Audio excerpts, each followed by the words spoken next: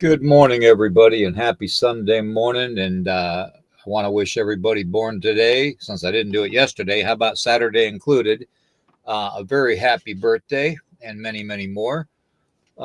We are going to get into a very sensitive subject matter called the reptilians today. And I have Eric waiting backstage after we get through the disclaimers and everything. We're going to get into it, okay? So that being said, the copyright disclaimer for YouTube is this channel may use some copyrighted material without specific authorization of the owner, but contends that it's used and here falls under the fair use, which is the Copyright Act of 1976.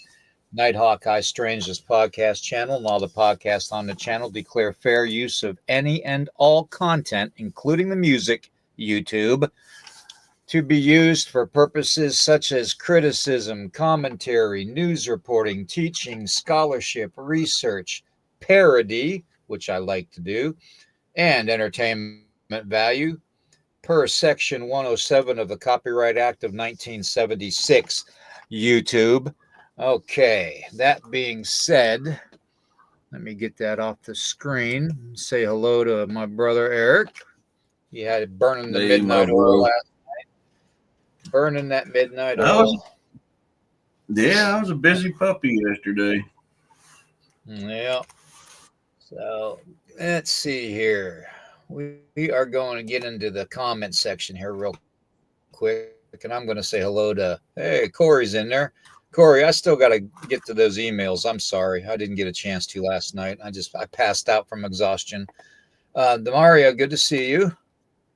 There's that bizarre and unknown guy. Somebody keep an eye on him. He might get out of hand in the chat. Yeah. All right.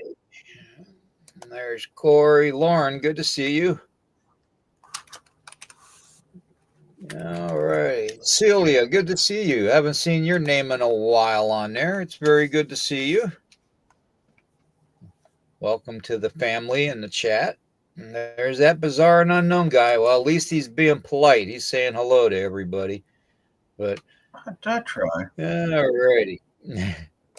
There's Roxanne keeping a close second on him. Look at that. She's going to have to roll him in a little bit every now and then.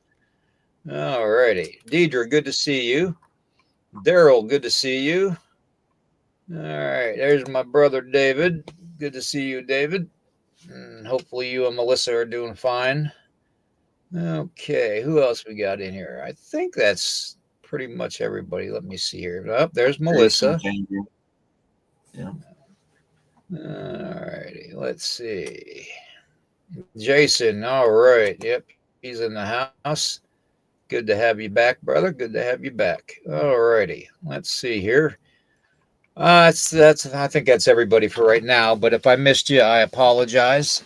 Good morning to y'all, and thank you for coming by and checking us out this morning. We are going to get into some really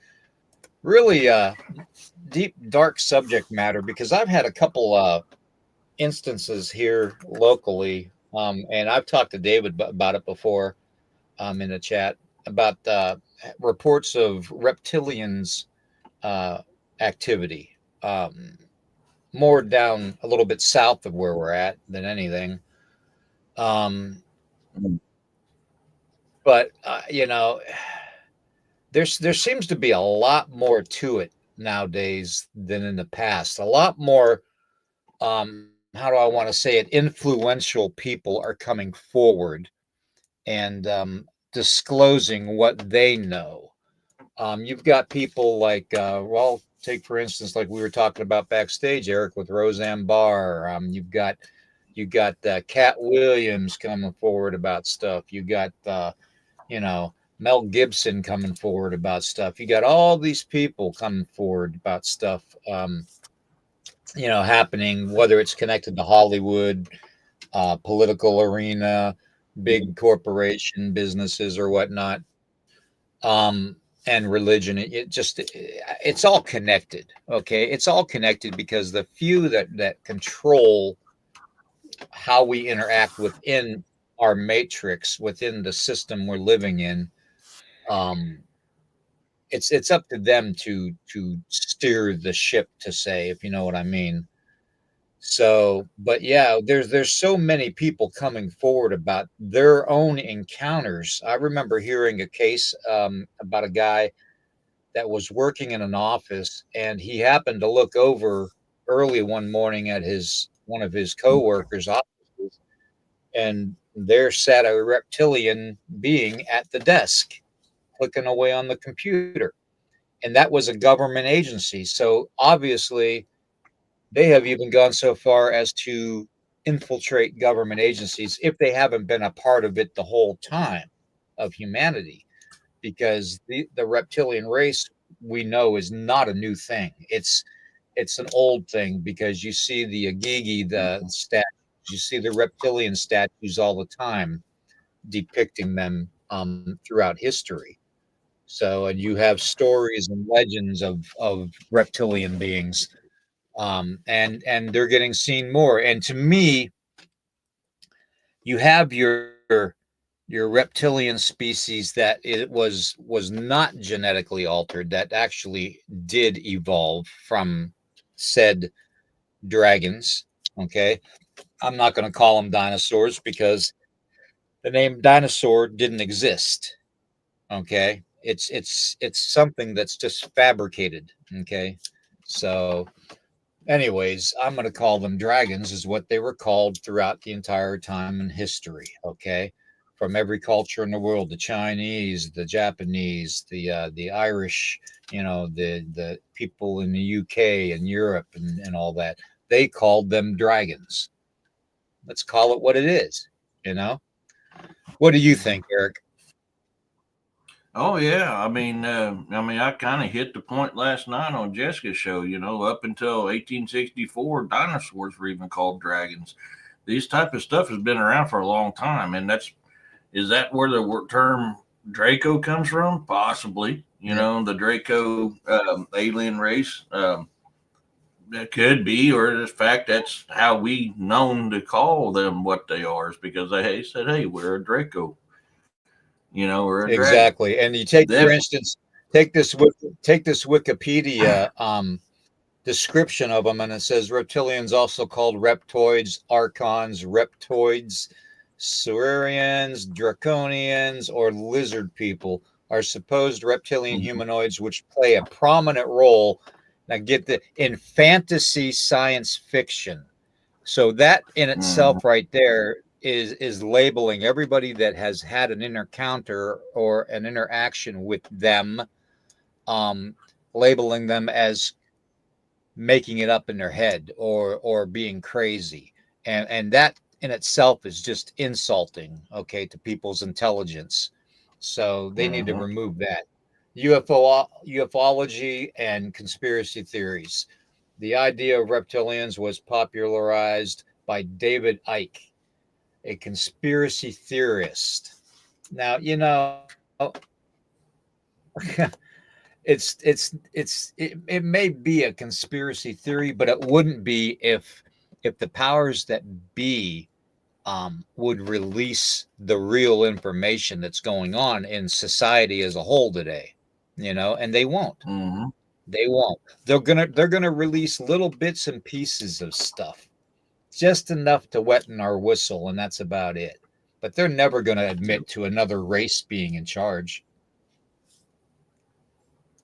You know what breaks my heart about being a conspiracy theorist is? Hmm. I'm running out of conspiracy theories. They're all getting proved to be true. Exactly. And here's one of Obama's.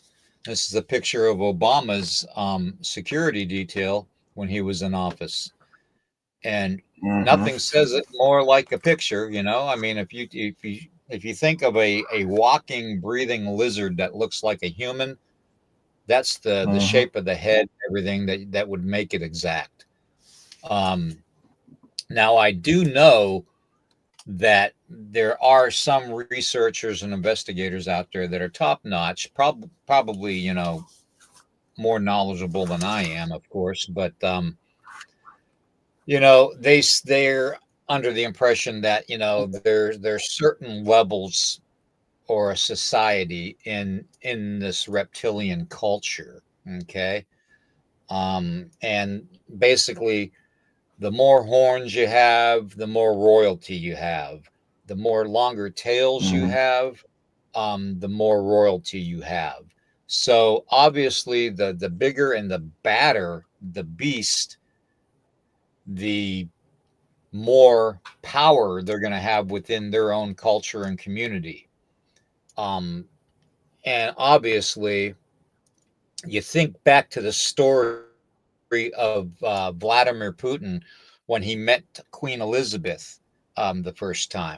And he said that she literally walked in the room and she had a long tail and horns on her head and stood 16 to 17 feet tall, you know, and she was a reptilian. And then she transferred into her human form.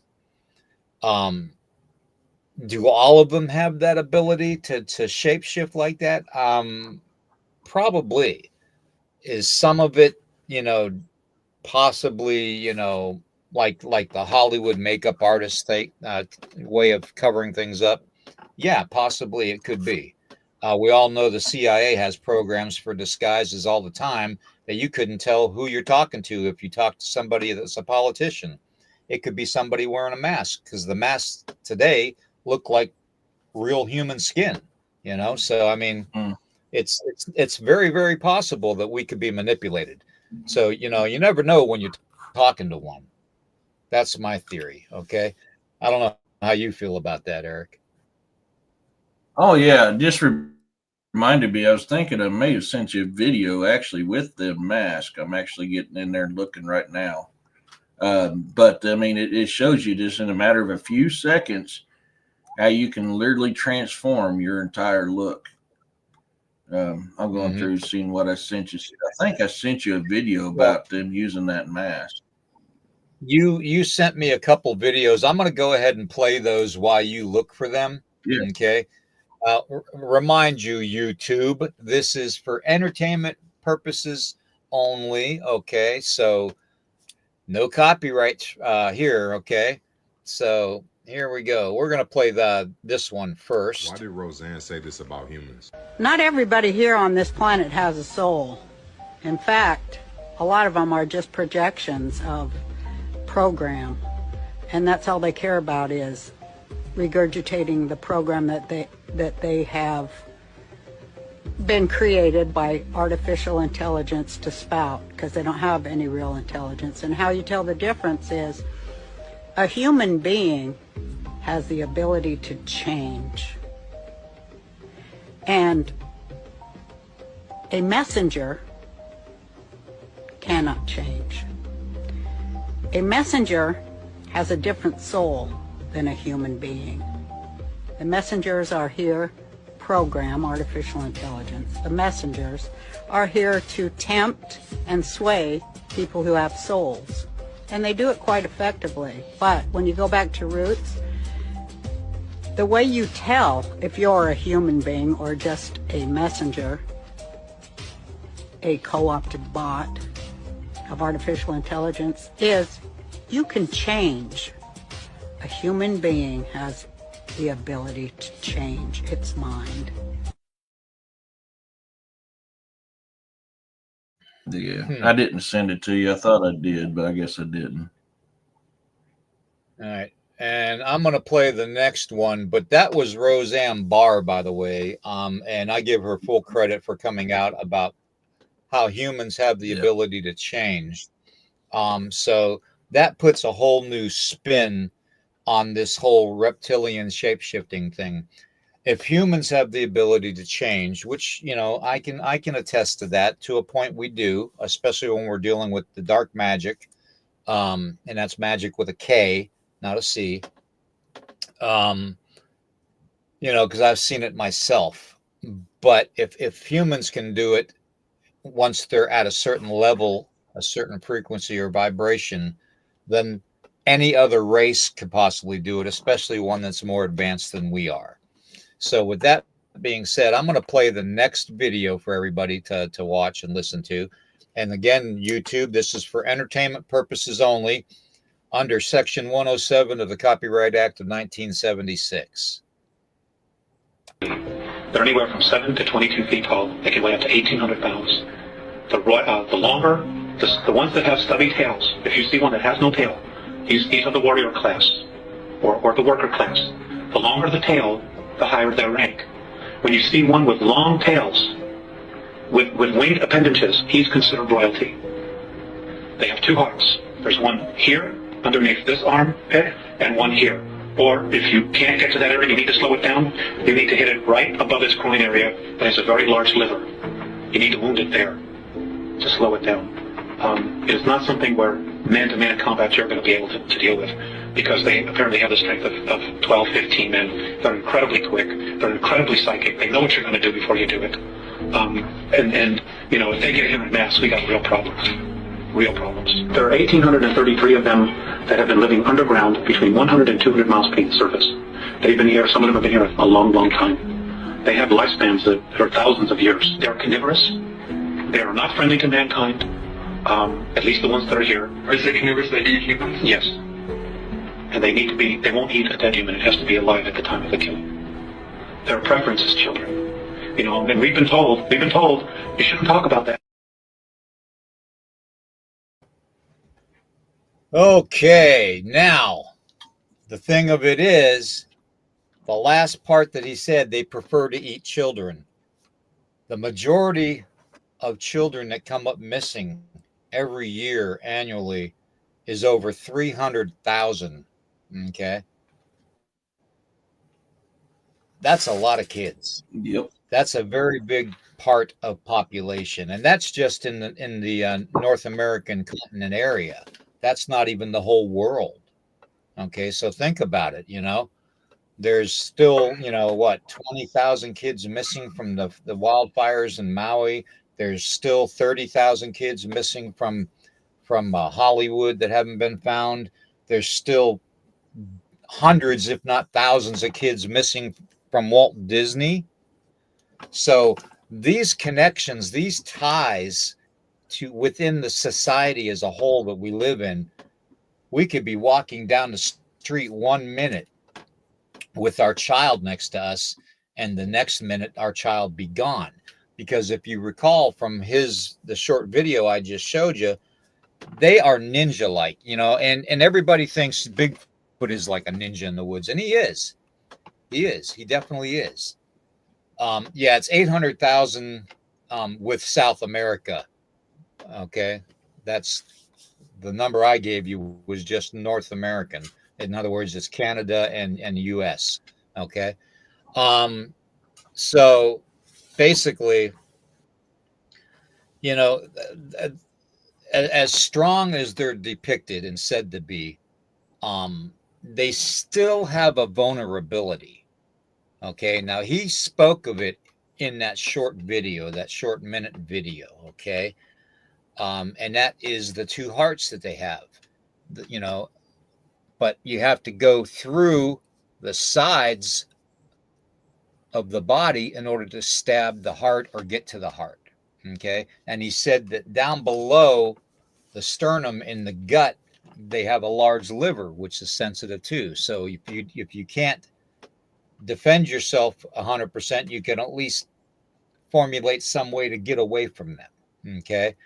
Now, with children, the reason they like children aren't going to put up a fight that much. Okay. If they kick and scream, it's just a child. Okay. But if an adult kicks and screams, and you know, some adults, when they get the adrenaline rush, we have the strength of 10 men. You know, there's been accounts of human beings picking up cars off of people in accidents. Okay. Or ripping doors off of cars. When our adrenaline gets going in a certain volume and a certain way and frequency, we are superhuman. So that's why they primarily pick on children. They don't want something unfortunate to happen to them. What do you think about that theory? Oh, yeah. I mean, we have untapped potential that we have been dummified to, you know. Growing up, we've had blockers. How do I want to put it? Oh my gosh. Anyways, zapped into our brain through TV shows and music and education that we forgot how to use some of the gifts that we actually have. And that's been going on from generation to generation to generation, where it's starting to be passed down now that the next generation is a little less corruption they got to have. You know, next one under it, a little less than that. You know, just so forth to the point where we've pretty much been cut off. Right. There's ways you could untap that, but I have not been successful at it yet.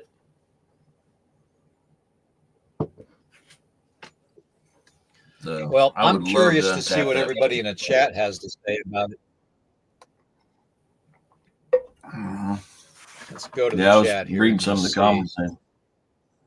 Yeah, I was pulling up their comments there. Yeah, they're coming out with some good stuff.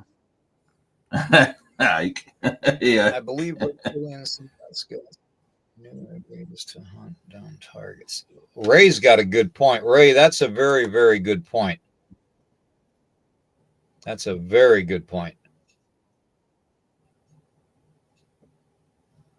Twisted, yeah. that you know, they got a good point too. But it's been my experience that the darker the subject matter is, in other words, their skin tone or their hair or fur, whatever you want to call it, the darker the being, the more deadly the being is.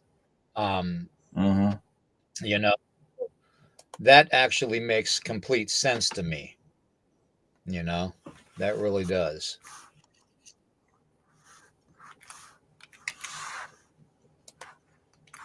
Security teams in mining operations say there's species of reptilians they can pull off. Huh. Okay. Let's see what Tim has to say. Good to see you, Tim. Nice to see you in the chat. We need to send some Terminators down there. Yeah.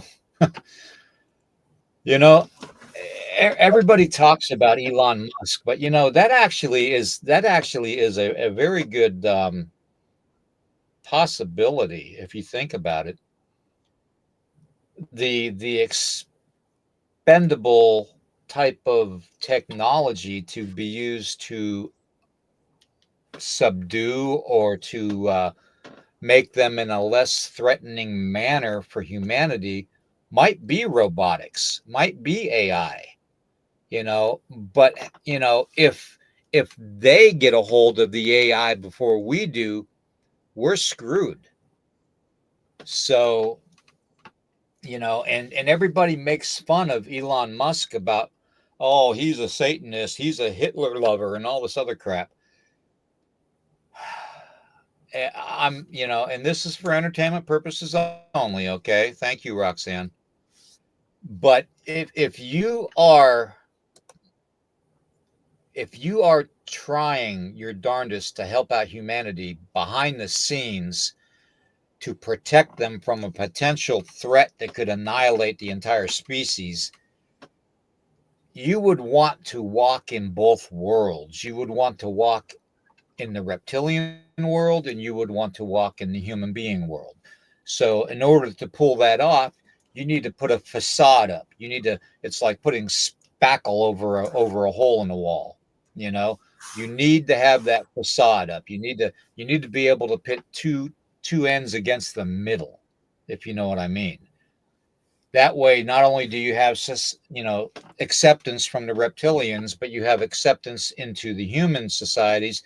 You can get into the heart of those societies and find out what other weaknesses they have. That's one of the oldest military maneuvers in the books. If you think about it, Hitler used it. Hitler used it against his own people. It was all psychological in the beginning. Okay. And if that makes, Elon Musk liking Hitler, then I guess so be it, because if you're helping out humanity as a whole from the potential threat to a complete annihilation, then you're going to pull out every trick you have in the book. And Hitler had some good ones. That's all I can say. He had some good ones. He went through the world and other countries like a hot knife through butter. Okay. So we have to keep that in mind. Not everything is political. Not everything is going to be world domination. Some people like Elon Musk and others in their positions, like whoever is in Hollywood releasing information through movies to give us information about possible things happening in the future to humanity, we're going to have all that, and that is going to be needed to combat the evil that's in the world. What do you think? I mean, I really hadn't considered that until you said it, and then I was sitting there dissecting that in my head while you were talking, going, yeah, it kind of makes sense, because we ain't going to be able to do crap against them, but the robot can do a lot more than we can. Mm-hmm. And so does this. I'm going to show you guys something here. Okay. This right here can do a lot more damage than a regular human too.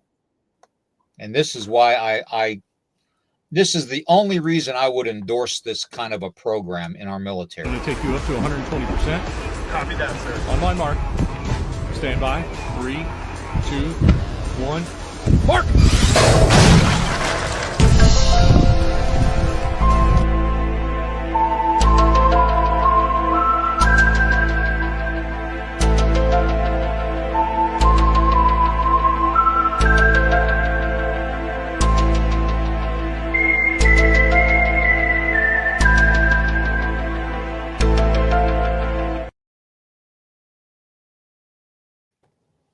Yeah.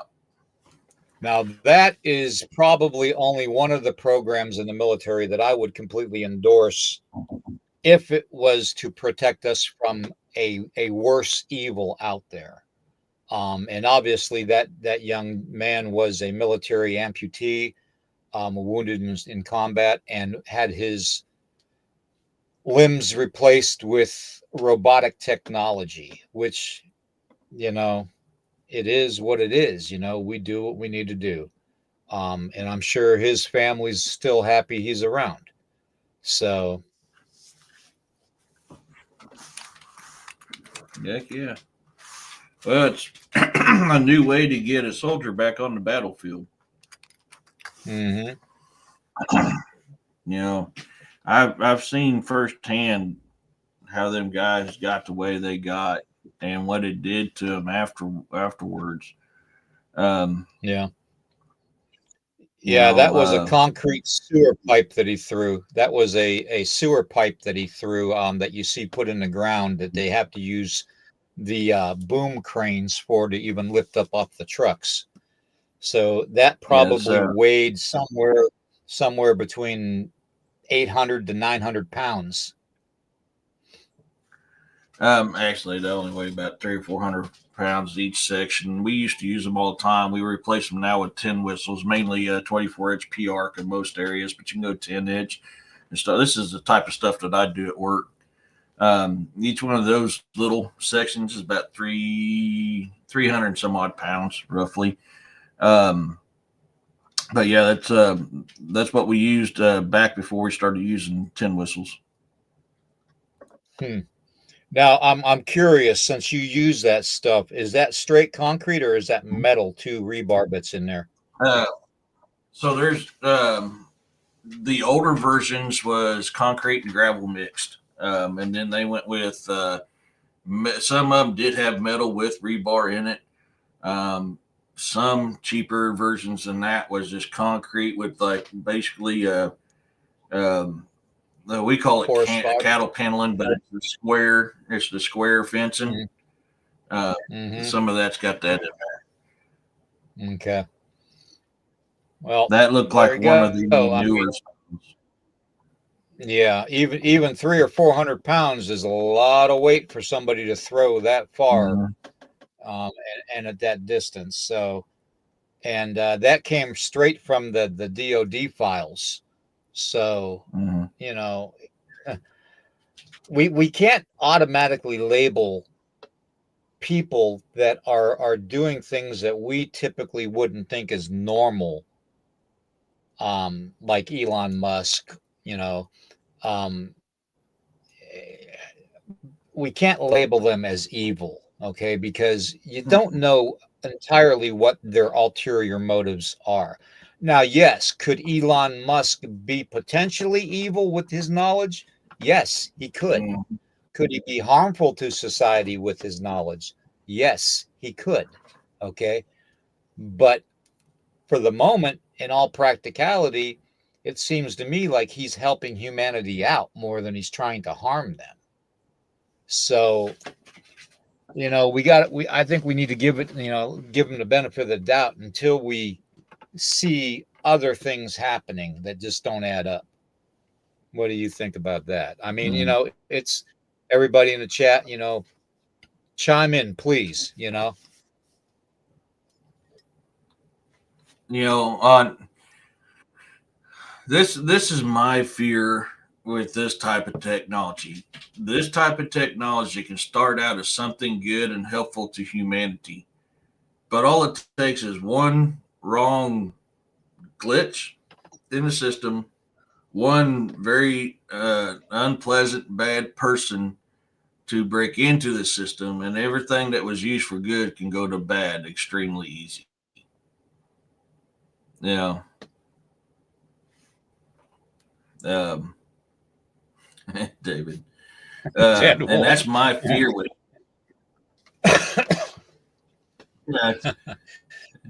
That was that's my funny. fear with this type of that's why I have that kind of fear with this technology. Is it going to create its own consciousness and take us over, or is somebody going to hack into the system and corrupt the system?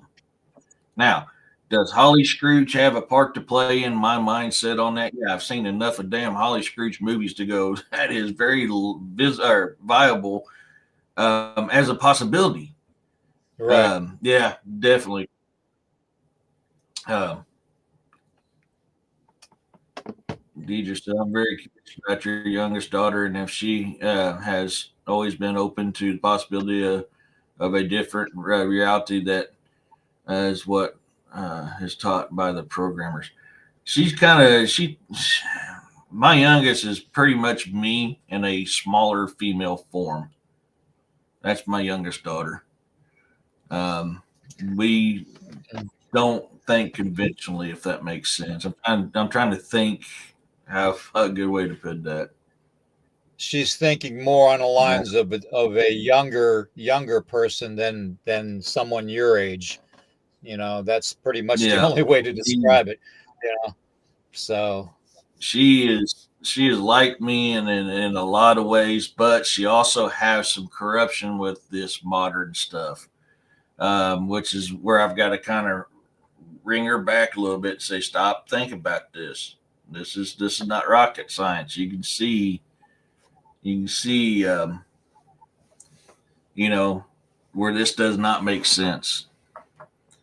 So I had problems with her for a long time of her friends influencing her and then technology influencing her. And I had to ring her back and say, you need to think about this. exactly. Yeah. Yeah, Deidre, I agree with But you there.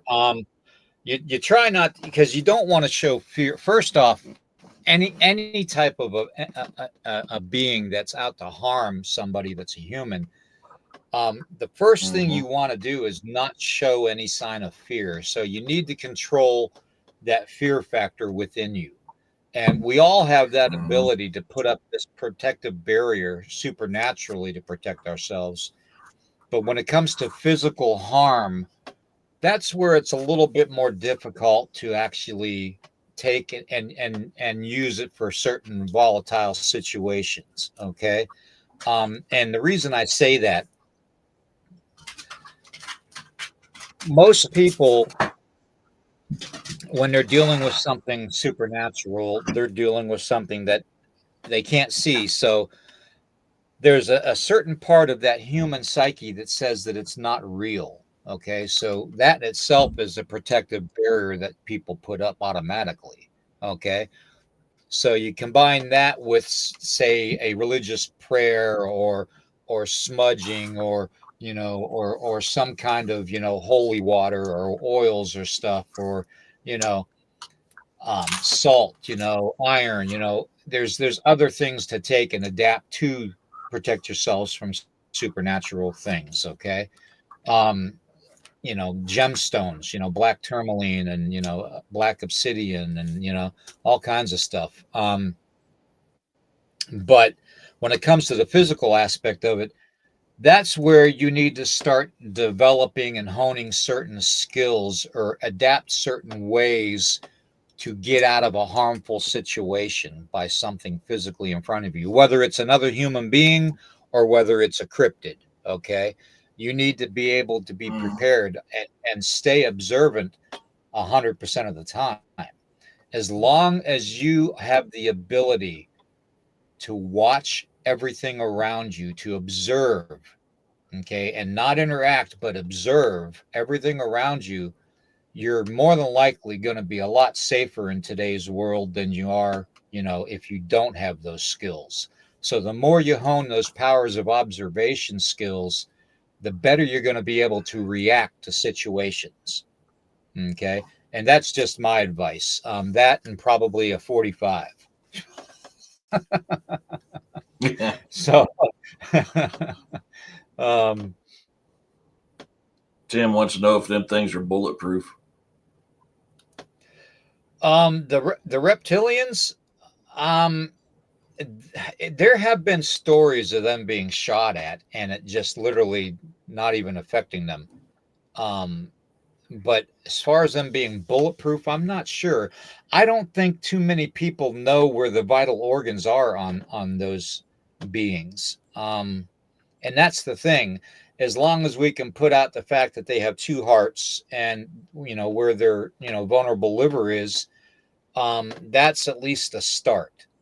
Another thing to do too when you're dealing with reptilian type of beings, they're going to be a little bit how do I want to say this? A little bit more earthen type of a smell. An earthy, well, kind of like after it rains and it's muddy out, you get that smell. That's kind of the way your powers of observations are going to have to be too when you smell that smell. Okay. Um, Ooh, that because smell.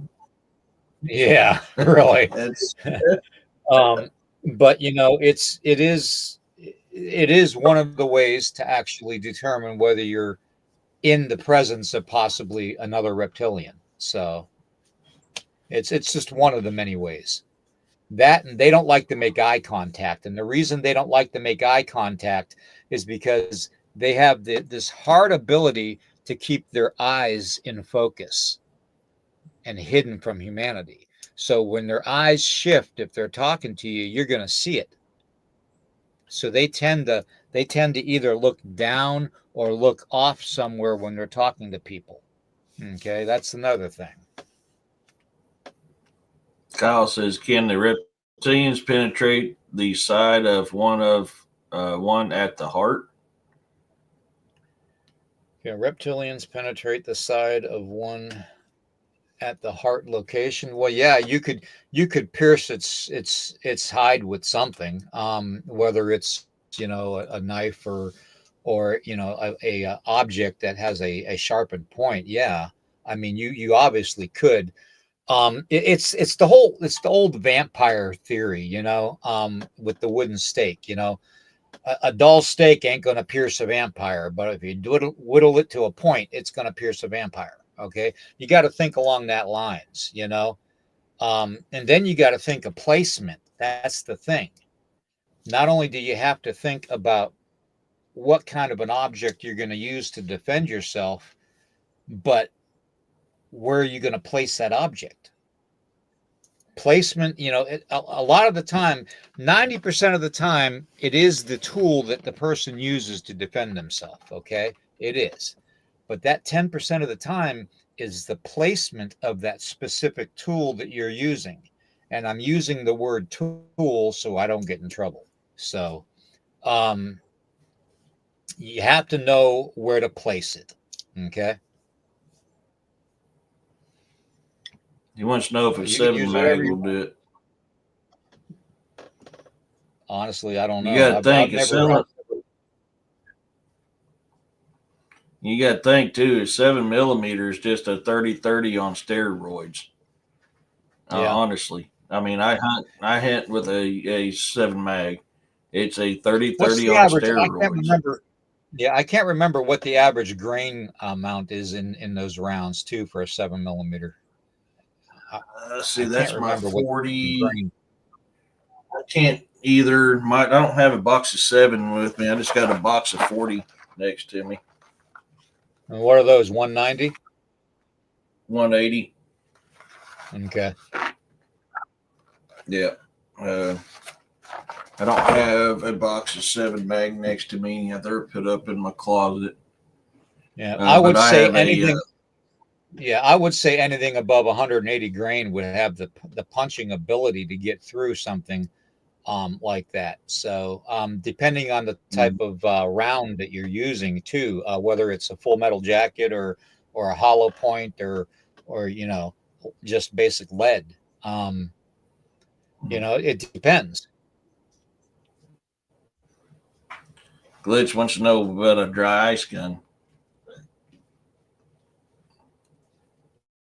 Dry ice gun. I don't know of ones. I don't know. I have no comment. That's something to that'd be interesting. I don't know.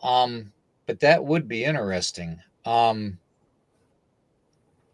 often thought about, when I think about how to combat reptilians physically, because physically, one-on-one, there's no way that we can physicality take them on, especially if they're as strong as 10 to 15 men. Okay. So that hand-to-hand combat, you'd have to be very, very good at. I mean, we're talking Arnold Schwarzenegger Predator good. You know what I mean?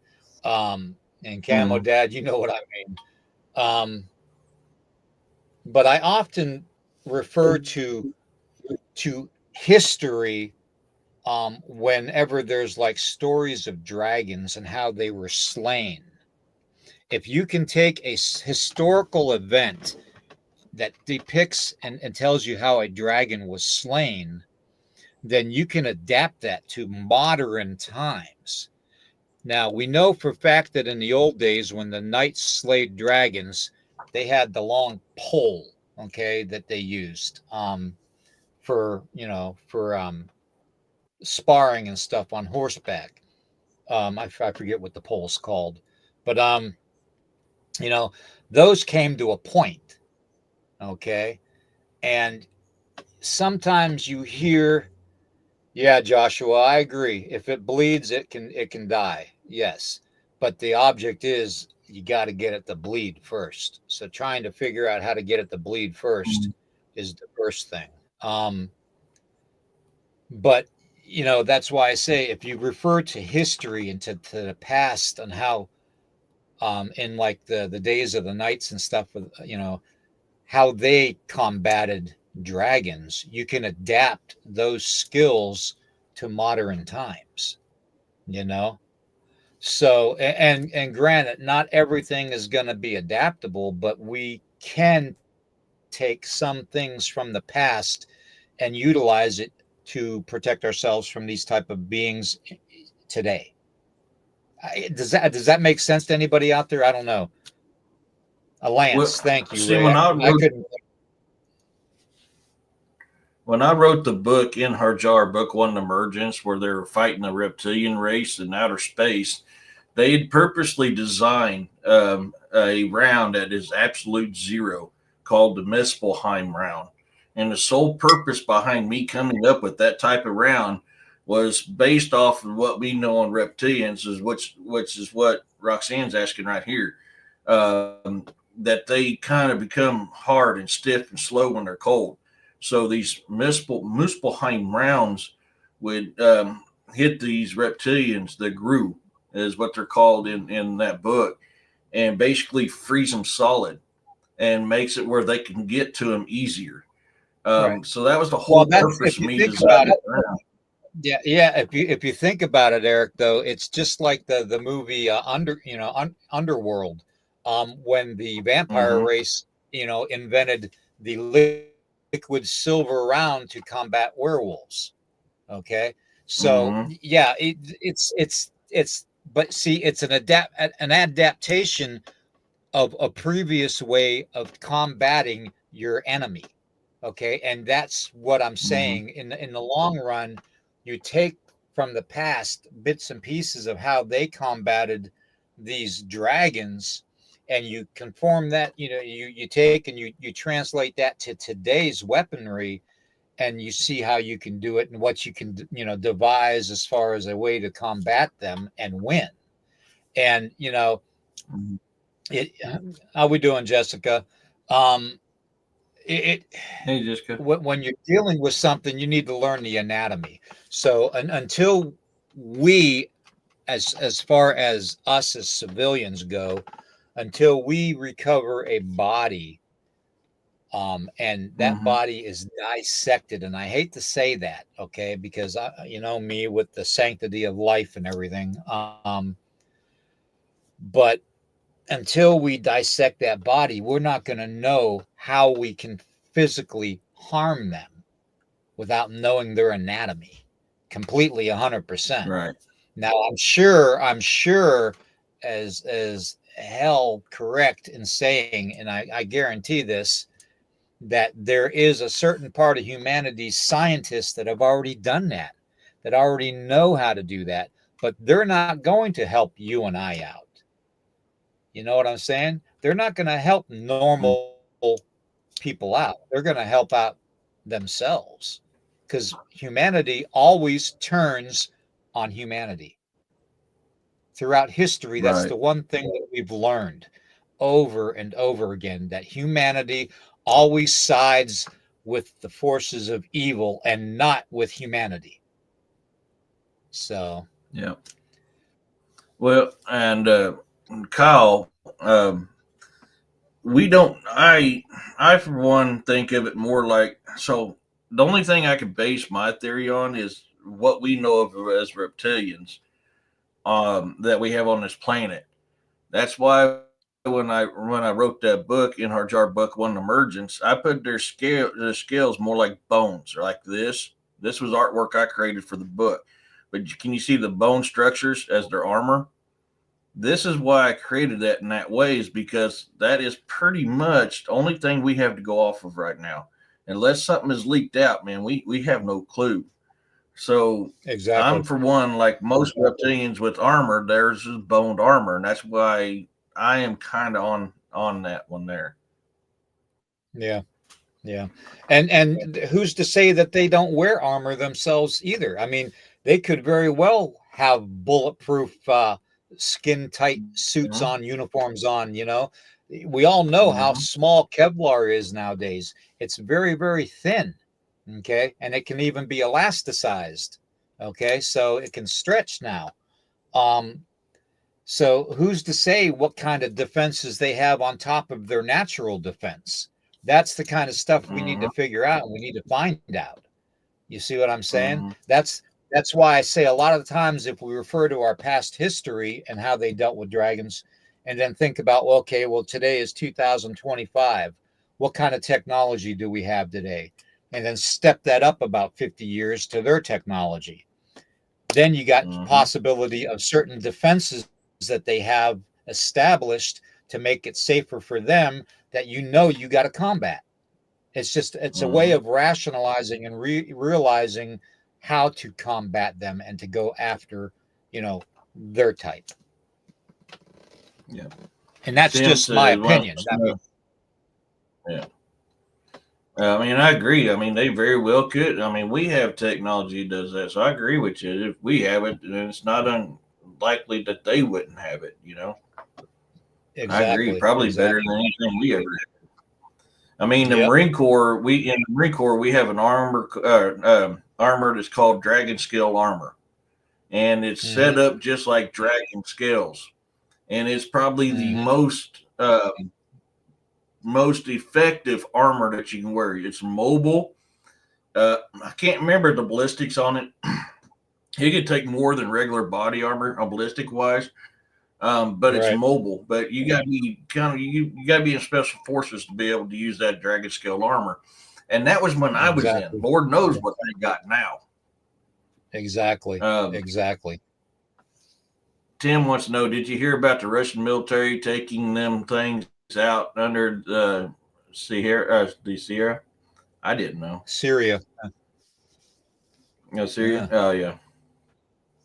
Yeah, I heard something about that, but I don't know the exact details on that.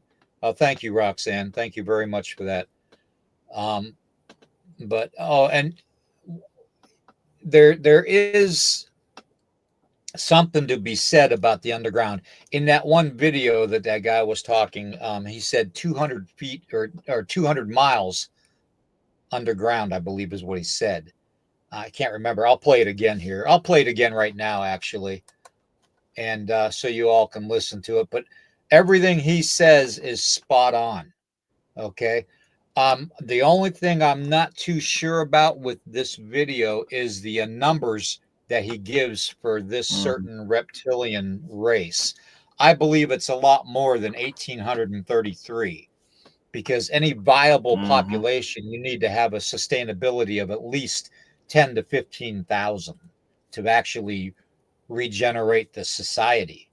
So that in itself is kind of, suspect, but, he might be talking about their military, their combatant, their elitists, their royalty ones that are super big and super strong. It might have been 1833. So they're anywhere from 7 to 22 feet tall. They can weigh up to 1,800 pounds. The longer, the ones that have stubby tails, if you see one that has no tail, these are the warrior class, or the worker class. The longer the tail, the higher their rank. When you see one with long tails, with winged appendages, he's considered royalty. They have two hearts. There's one here underneath this armpit and one here. Or if you can't get to that area, you need to slow it down. You need to hit it right above its groin area that has a very large liver. You need to wound it there to slow it down. It is not something where man-to-man combat you're going to be able to deal with, because they apparently have the strength of 12, 15 men. They're incredibly quick. They're incredibly psychic. They know what you're going to do before you do it. And you know, if they get him in mass, we got real problems. Real problems. There are 1,833 of them that have been living underground between 100 and 200 miles beneath the surface. They've been here, some of them have been here a long, long time. They have lifespans that are thousands of years. They're carnivorous. They are not friendly to mankind, at least the ones that are here. Are they carnivorous? They eat humans? Yes. And they need to be, they won't eat a dead human. It has to be alive at the time of the killing. Their preference is children. You know, and we've been told, you shouldn't talk about that. Yeah, we've been told we shouldn't talk about that. And anybody that's been in the military knows that when you sign those NDAs, some of the stuff that we see, we really should be talking about, but we can't. So that being said, yeah, 100 miles to 200 miles under the surface. Now that would make sense. And if you think about all these sonic booms and stuff that we're feeling underground in recent times, that almost makes sense that either A, there are forces within our own human race, military-wise, that are combating these things underground, and those booms that we're hearing and feeling under our feet or in the air are just the repercussions of charges going off, explosions, which would make sense. David, you know what I'm talking about. My brain's not working that great this morning, guys, so bear with me. But if there are elite forces underground fighting these things, and it ain't over yet, then we got a problem. Because eventually that problem's going to come to the surface, and it's going to be horrific. The collateral damage that some species like that could do to society as a whole is unprecedented. Unprecedented. I was told some of the LA fires were the result of smoking out hostile hives of reptilians underground. Well, that would make sense too, though. Yeah, Jessica, you're right. Because it has been reported for the longest time now that there has been a city underground under Los Angeles that has been occupied by reptilians. So yeah, that would make perfectly good sense. And I thought about the same thing with the wildfires too, in Hawaii, in Maui, and Canada. What about Carolinas? Yeah, Virginia. yeah, and well, that would make more sense that they'd flood it out than anything, because water seeks the least resistance. And if you're going to try to coax something out of the ground, or kill it within the ground, you're going to flood it out. Think about it. You're going to actually flood it out, and then you're going to set fire to the area as a double enmity clause. You know, you're going to do that to protect the first time that you tried to kill them off. So any mass extinction event in history, natural or otherwise, is always done with fire and water, and usually combined. Okay, usually combined. So, you know, we have to remember that too.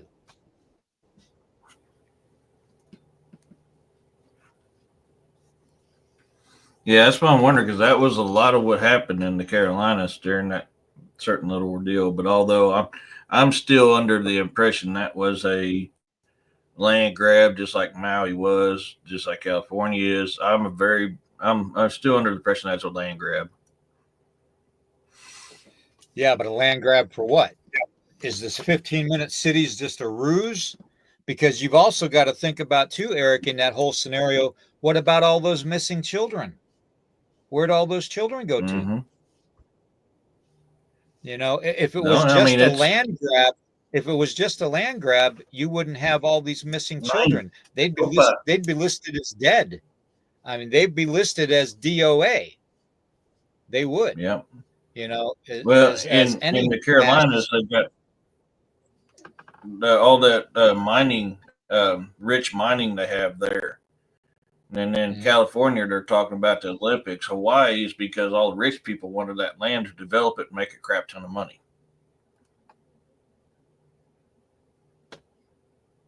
Exactly, Camo Dad. Exactly. Yaw's cleansing agents are fire and water. You are completely right. Mm-hmm. Absolutely. I think it's probably a multi. I mean, it very well could be a multi-purpose functioning, but I mean, but all three aspects being very damn good possibility. But we know a certain person's husband had mining, was partial owner of the mines in the Carolinas.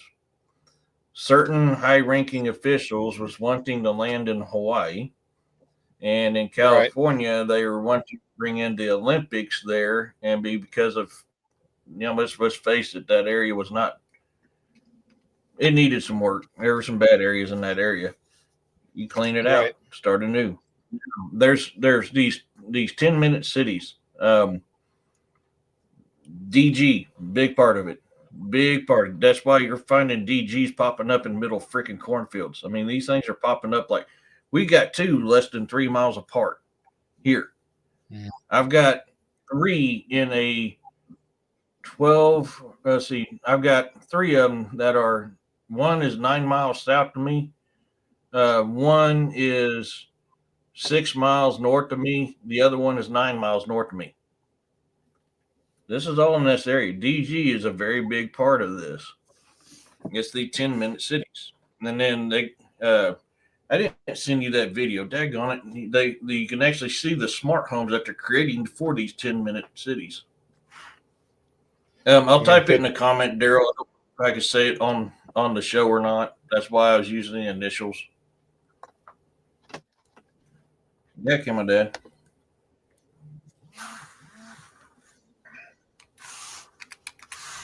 Hold on. And DG has now come up with a new name too, which fits with the 10 minutes, the 10 minutes theory, 10-minute city theory. Yeah.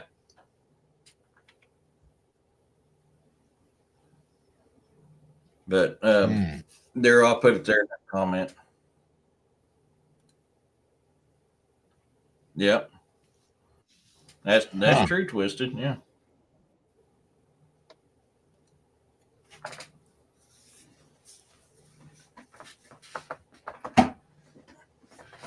I mean,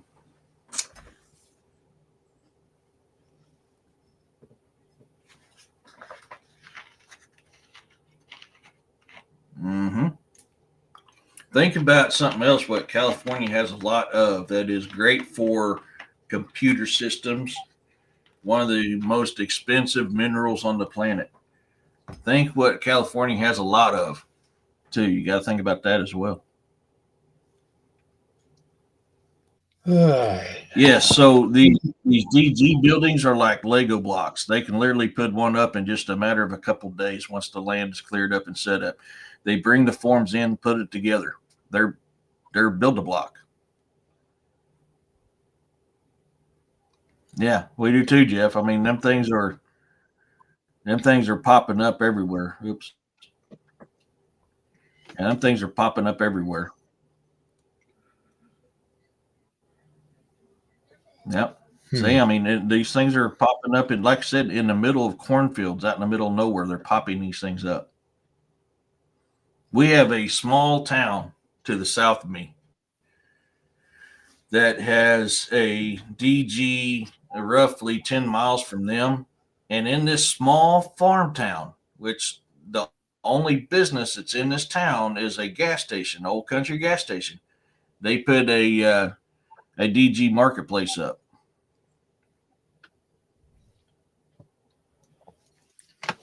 Yeah, they've been shaving it. They've been shaving that down, Joshua. They're the last I seen on that was 10 minutes.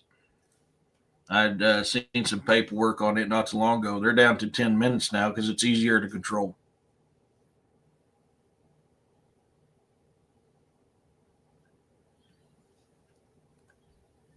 Yeah, seriously.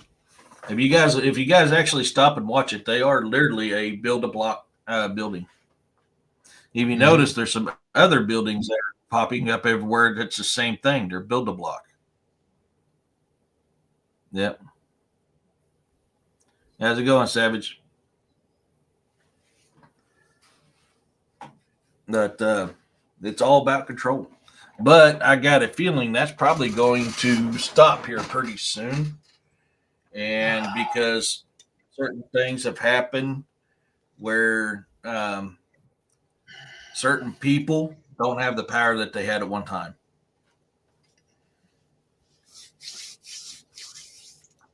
Yep. Urso's not in the chat, but when I was stationed in Hawaii, one of the stores that was very similar to that was pretty much on every corner of every block was called an ABC store.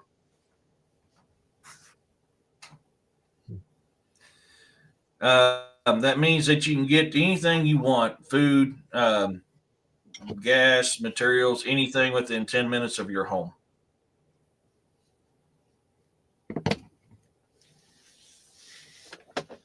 Yeah, right. Yeah, no. But yeah, I've seen some paperwork probably 6 months or a year ago that was talking about they are now calling it. I don't know if it's because the 15-minute city got too much heat and too much stuff got brought, just like Agenda 21. Agenda 21 stuff got leaked out about it, so they had to change it up. So I can't remember. I forgot what it's called off the top of my head now. But pretty much Hunger Games. Prime example of Agenda 21 is Hunger Games. So I don't know if that's why they're calling it 10-minute city now to mislead somebody because too much of the information has been leaked out or what. I don't know. I know I've seen the paperwork on it now. Yes. Do you remember, William, what the new Agenda 21 is called now? I can't remember. No, I don't, but I'm going to look it up real quick. Yeah.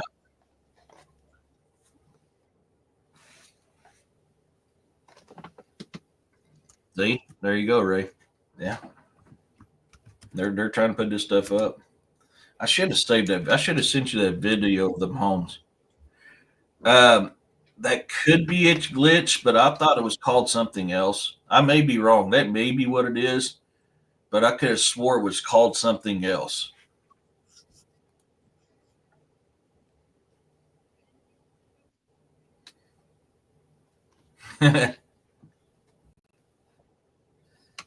Now they're still calling it Agenda 21 on everything I can find. So the whole 15-minute city, 10-minute city deal, all that is a part of Agenda 21. But I remember them changing the name. I don't remember what it's called anymore, though.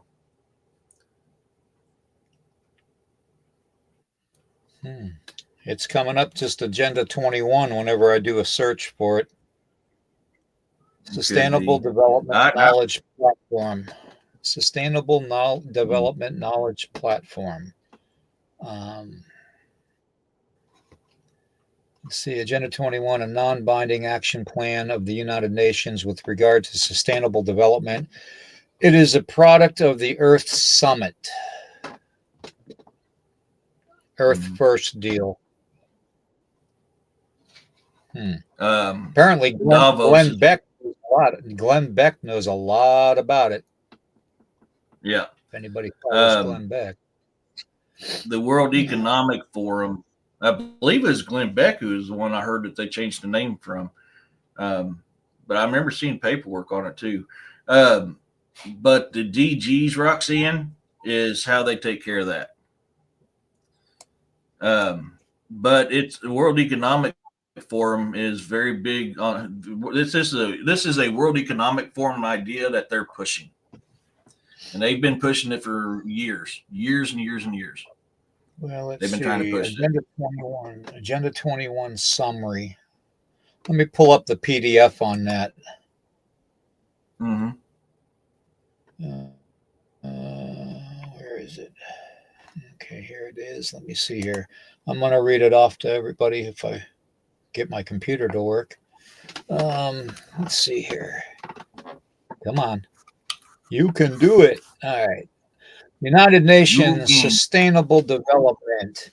United Nations Conference on Environment and Development, Rio de Janeiro. Agenda 21. Let's see. It says, oh, Jesus, criminy.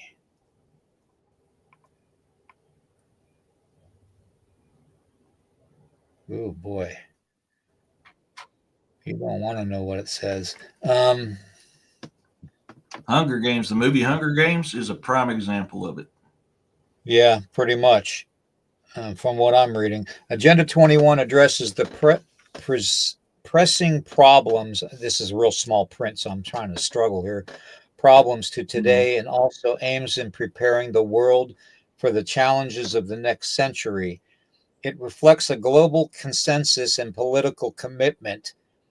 Oh, bad choice of words, political commitment. That's like New World Order. At the highest level on development and environmental cooperation. Its successful implementation is first and foremost the responsibility of governments. National strategies, plans, policies, and processes are crucial in achieving this. International cooperation should support and supplement such national efforts. In this context, the United Nations system has a key role to play. Of course they do. Damn Antichrist. Other international regions and sub-regions organizations are also called upon to contribute to this effort. The broadest political public participation and active involvement of the non-governmental organizations such as Bill Gates and other groups should also be encouraged. That key word, encouraged. But yeah, it's definitely a Hunger Games situation the way it's described. That's interesting. Yep. That's very interesting. Let me get that This off of there. ain't the exact image, but this is the closest one that I can come to kind of show you. I'll have to dig around because they removed a lot of stuff from this.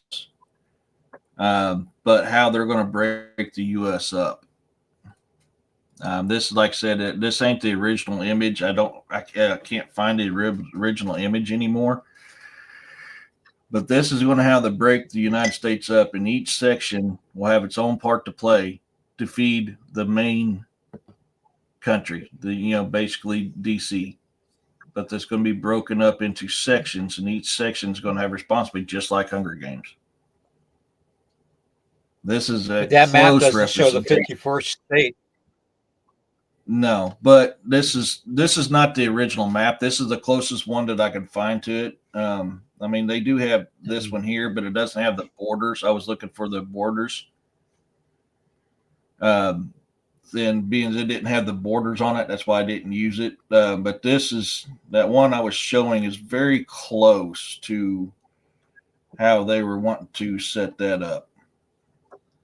So like this will probably be more lumber gold. This is probably going to be more lumber. Each thing is going to have its own responsibility. It's identical to the movie Hunger Games. Oh, man. Sorry, guys. My back is killing me sitting on this wooden chair. All right. Mm-hmm. Let's see.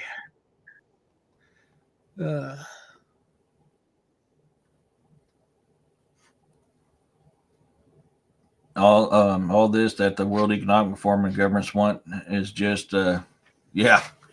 Yeah. I mean, honestly, it's control. It is 100% control. That movie sounds familiar, Roxanne. Yeah, I've seen it. It's definitely worth watching.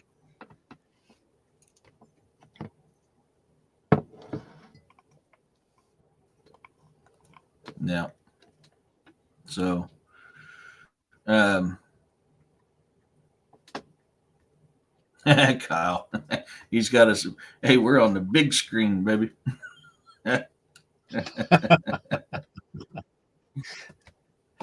Uh, Yeah.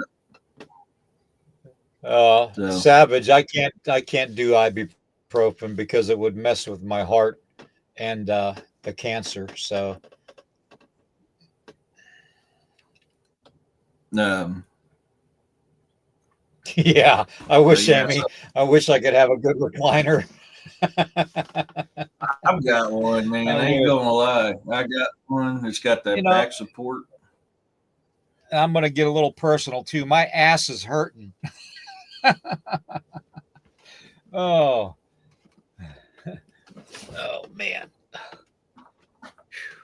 And that's even sitting on a pillow. Oh.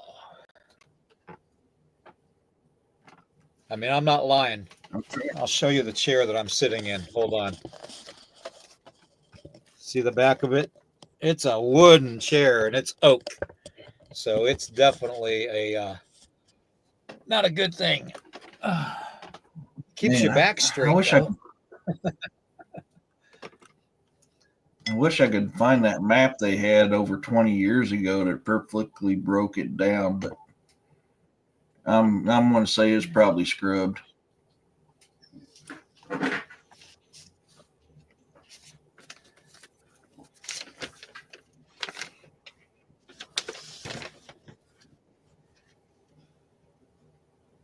But thing is, though, we got to understand about this. This is not just U.S. This is worldwide. Is what they're wanting to put us out. Well, here's some recommendations I have for everybody when this happens, and this can even be pertaining to a lot of things that we come across. Get yourself a 3-day kit. Make yourself a 3-day kit at least, bare minimum. Okay, 72-hour kit.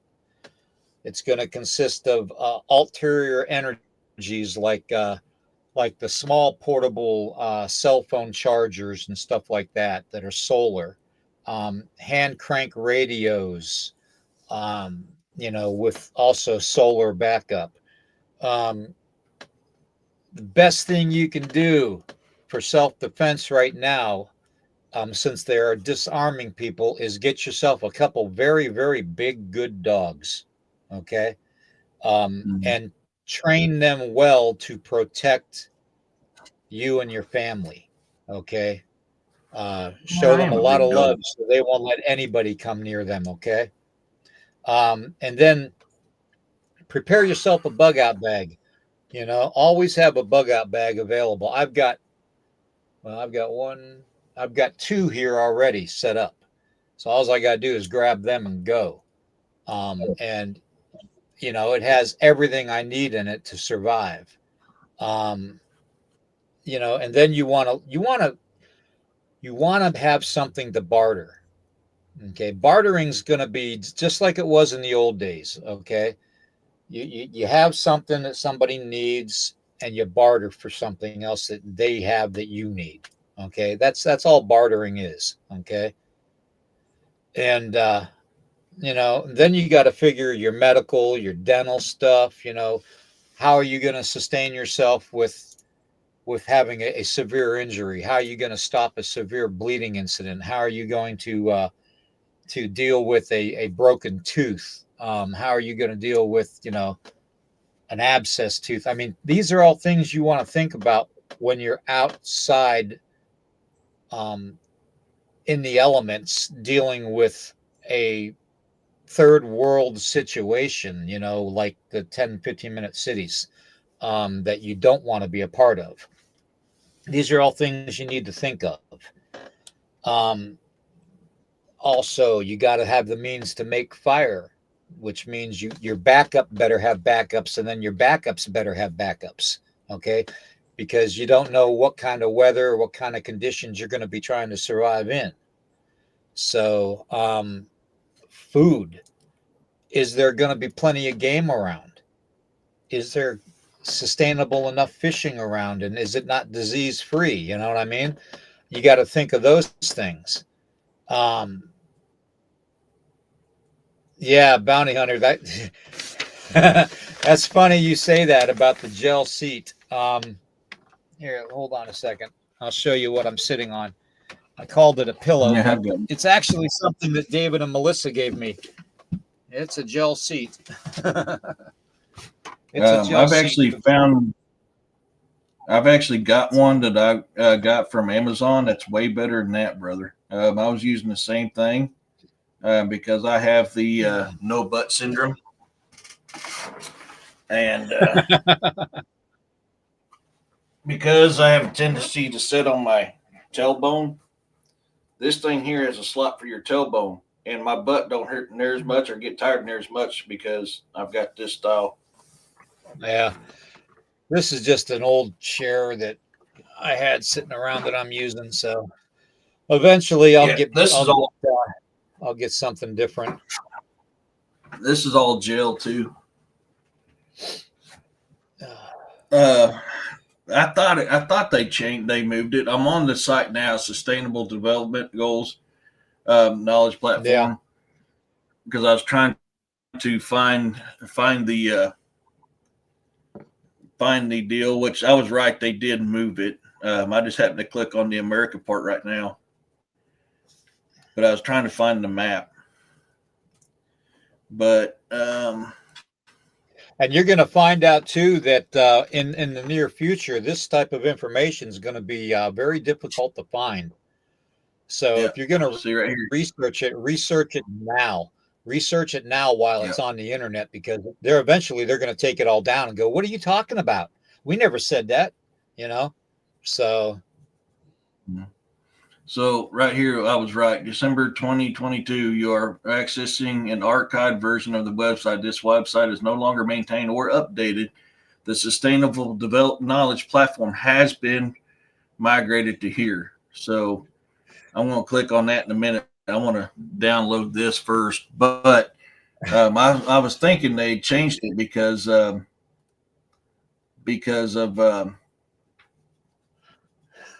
too much of the information got out. No, that's still like, yeah. So this is what it is now.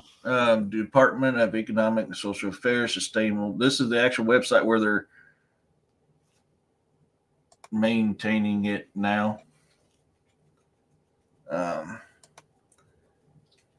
There it is. Climate and SDGs, Synergy, 5th Global Conference, Sustainable Development Goals, the UN Ocean Conference Global Online Stakeholder Conclusion. This is all events that are coming up. Poverty, zero hunger, good health. See, they completely revamped that. Do you guys see that? How it's revamped, completely different than what it actually was originally? They've revamped it. Yeah. And that's because too much of this information. Yeah. But right here's the key word. It still has that right there. So, then the reason why is, like I said, because too much of the information got out. Ooh.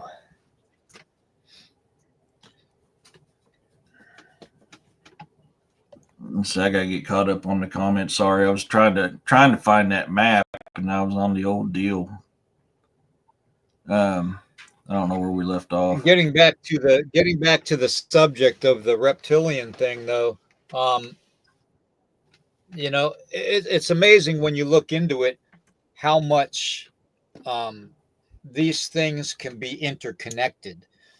These 10, 15-minute cities could be a direct result of a reptilian type of government, a reptilian type of military enforcement, which you have to consider is almost biblical, like the Antichrist, coming into power. So, I mean, it's all connected. I mean, literally, it's all connected. It makes sense that it's all going to be connected, and it's already been planned out.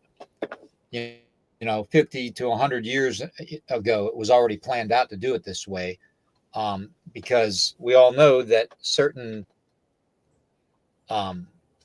families, I use that air quotes for that,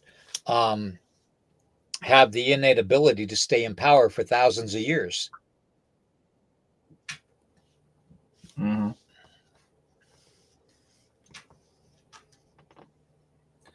Yeah, I never thought about that, Deidre, but that makes really good sense. I wonder. We came from, her and I come from the same bloodline. Ragnar Lothbrok. Oops, sorry. I'll get that down so you can see your picture.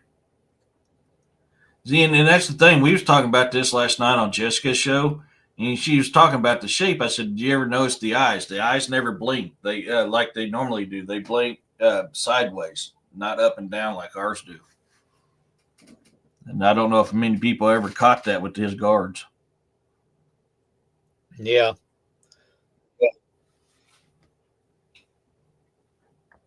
Yep. And then you have the old ancient maps showing the same thing. Mm-hmm. The Pyrese map. Yep. So, these beings are definitely already in society as a whole, and controlling from the shadows, hence the word shadow government.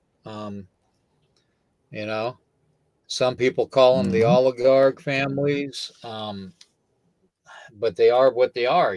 They are the controlling factor of everything that we as society as a whole across the entire globe, the entire world, answers to. So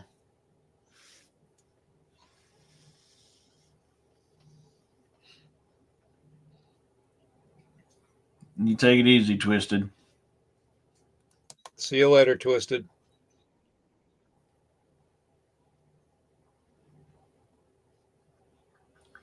I'm trying to get calmed up.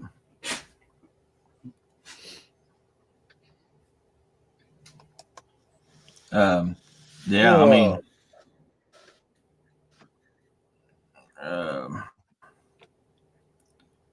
trying to hold on. I'm going through comments. That's why I'm silent, and I'm trying to get caught up on them. I'm a little behind from doing that deal.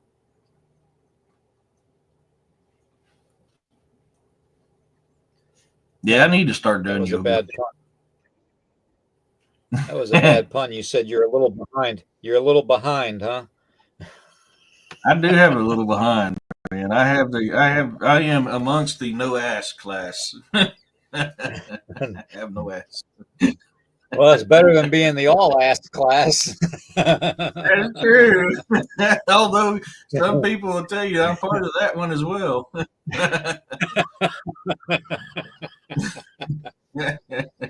Oh God. Oh God. Yeah, Kyle. I've seen that too. I mean, in prime example, when the new Caesar was opening the doors to the portals. If you look at the people was inside that room that weren't supposed to be anybody inside that room, they had the very similar look to what he was just showing there.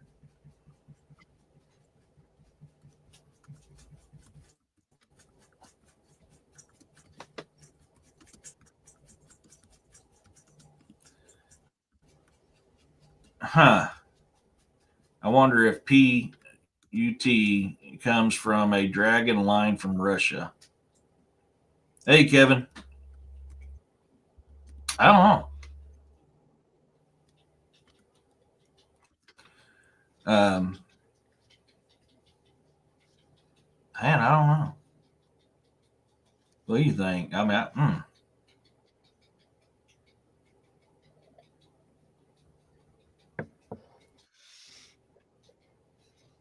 Hey, I've caught up. Oh, hit the wrong one. Sorry.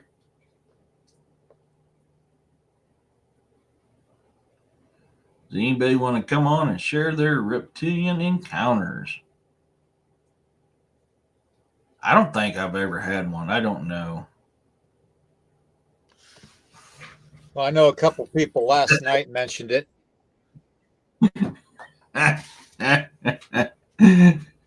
Beep, beep, beep, beep.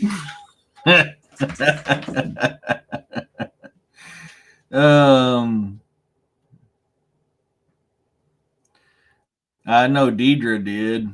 The Ray did. I'm trying to think who else did. Well, I'm going to put the link in the chat. So in case Deidre wants to come on and talk about it, or Ray wants to, that's fine. I'm in my You don't PJ have to turn still. the camera on, Deidre.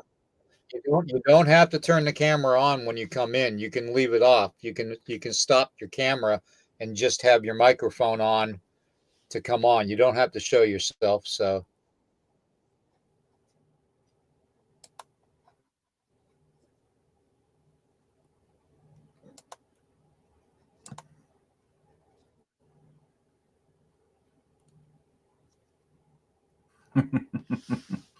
Yeah, I mean, as far as I know, I've never had a reptilian experience, but I mean, they're such good shapeshifters. I mean, I probably have and just don't even know it. right.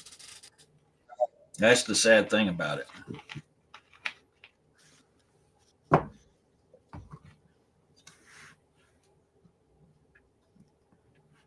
Looks like okay, comments are quite down on that. Trying to get your we got a third window opened here, Eric. What is that for? Oh, that was my oh crap. Share screen. Oh, okay. I'm just saying, so if somebody can come on and talk about their reptilian encounter, that'd be a easier way to do it. A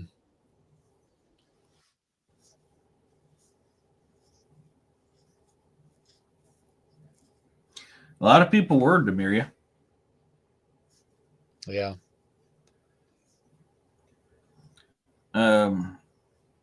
How did you find out out your bloodline? You talking about me, Amy? Because mine was done through handed down through our family, and then I just went through and started researching my last name and traced it all the way back. Which I've found it's harder to do nowadays than it used to be. All right, there she's coming on. She got talked into it. So yeah, Amy, for me, it was passed down by word of mouth through my family, through generation and generation and generation. A lot of my family's like, oh no, we're Germanic. You know, we're not Norse. Well, Norse is Germanic. And then I just started tracing my last name, and this went from there. And that's how I found it out. Like from the Scottish side, we're related to the Wallace clan. But I've got two sides of me. That's Norse, the Testermans, and the Blacks. We all come from Norway. There she is. Hey, Deidre. Good day. How we doing? Doing wonderful. Okay, awesome. Let's see what you got to tell us about reptilians, Deidre. All right. Well, we got a back feed going on. Yeah, there's a little bit of a delay.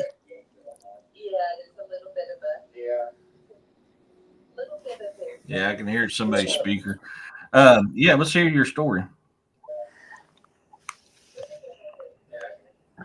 There. I hope this is good. I turned off the YouTube feed on my TV.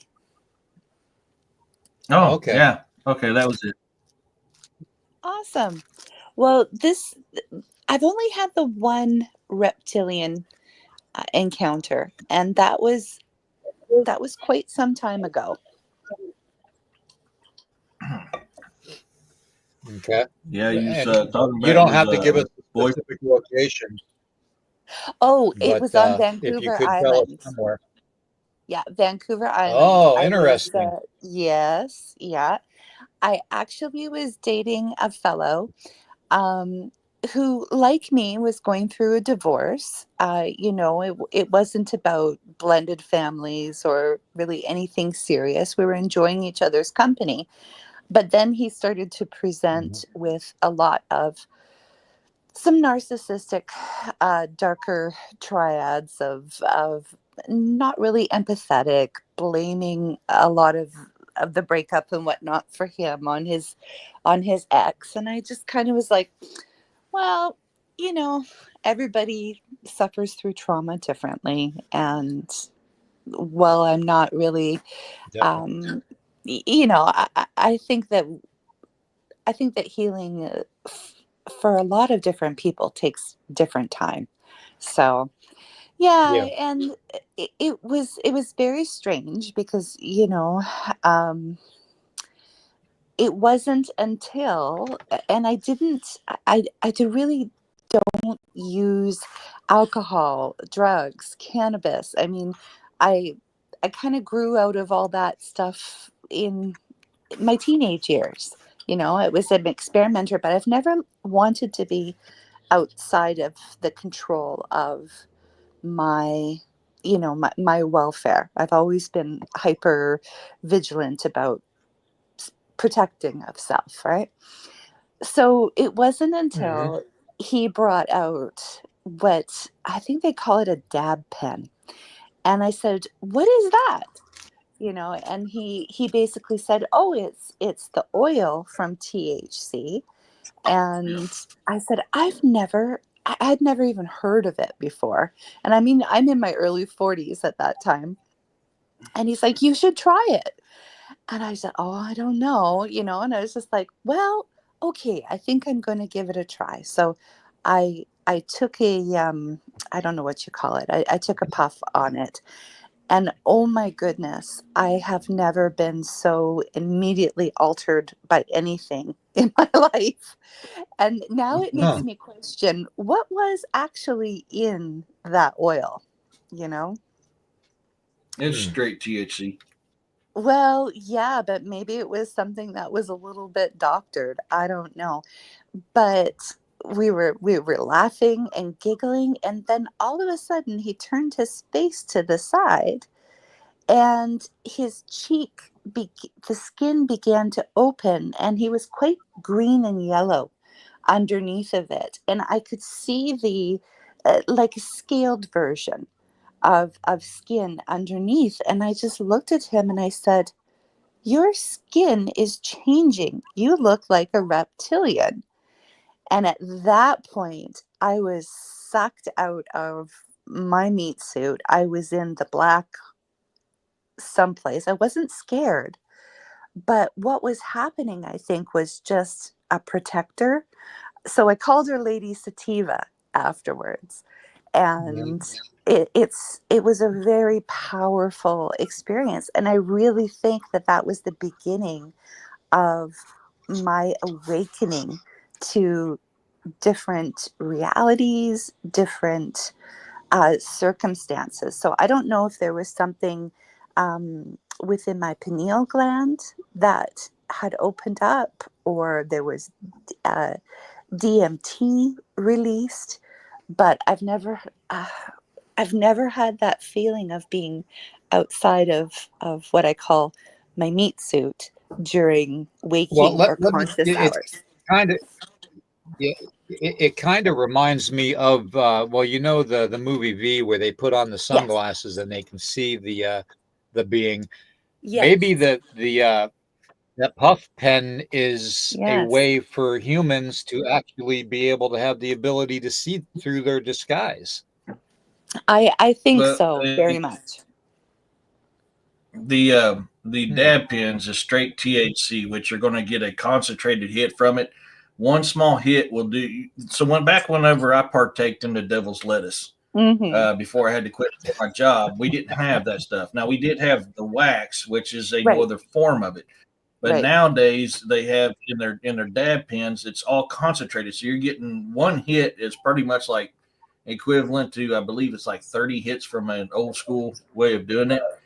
And so you're going to be more affected by it versus what you did in our old times. So could that heighten your senses to make you more aware of something going on? Absolutely.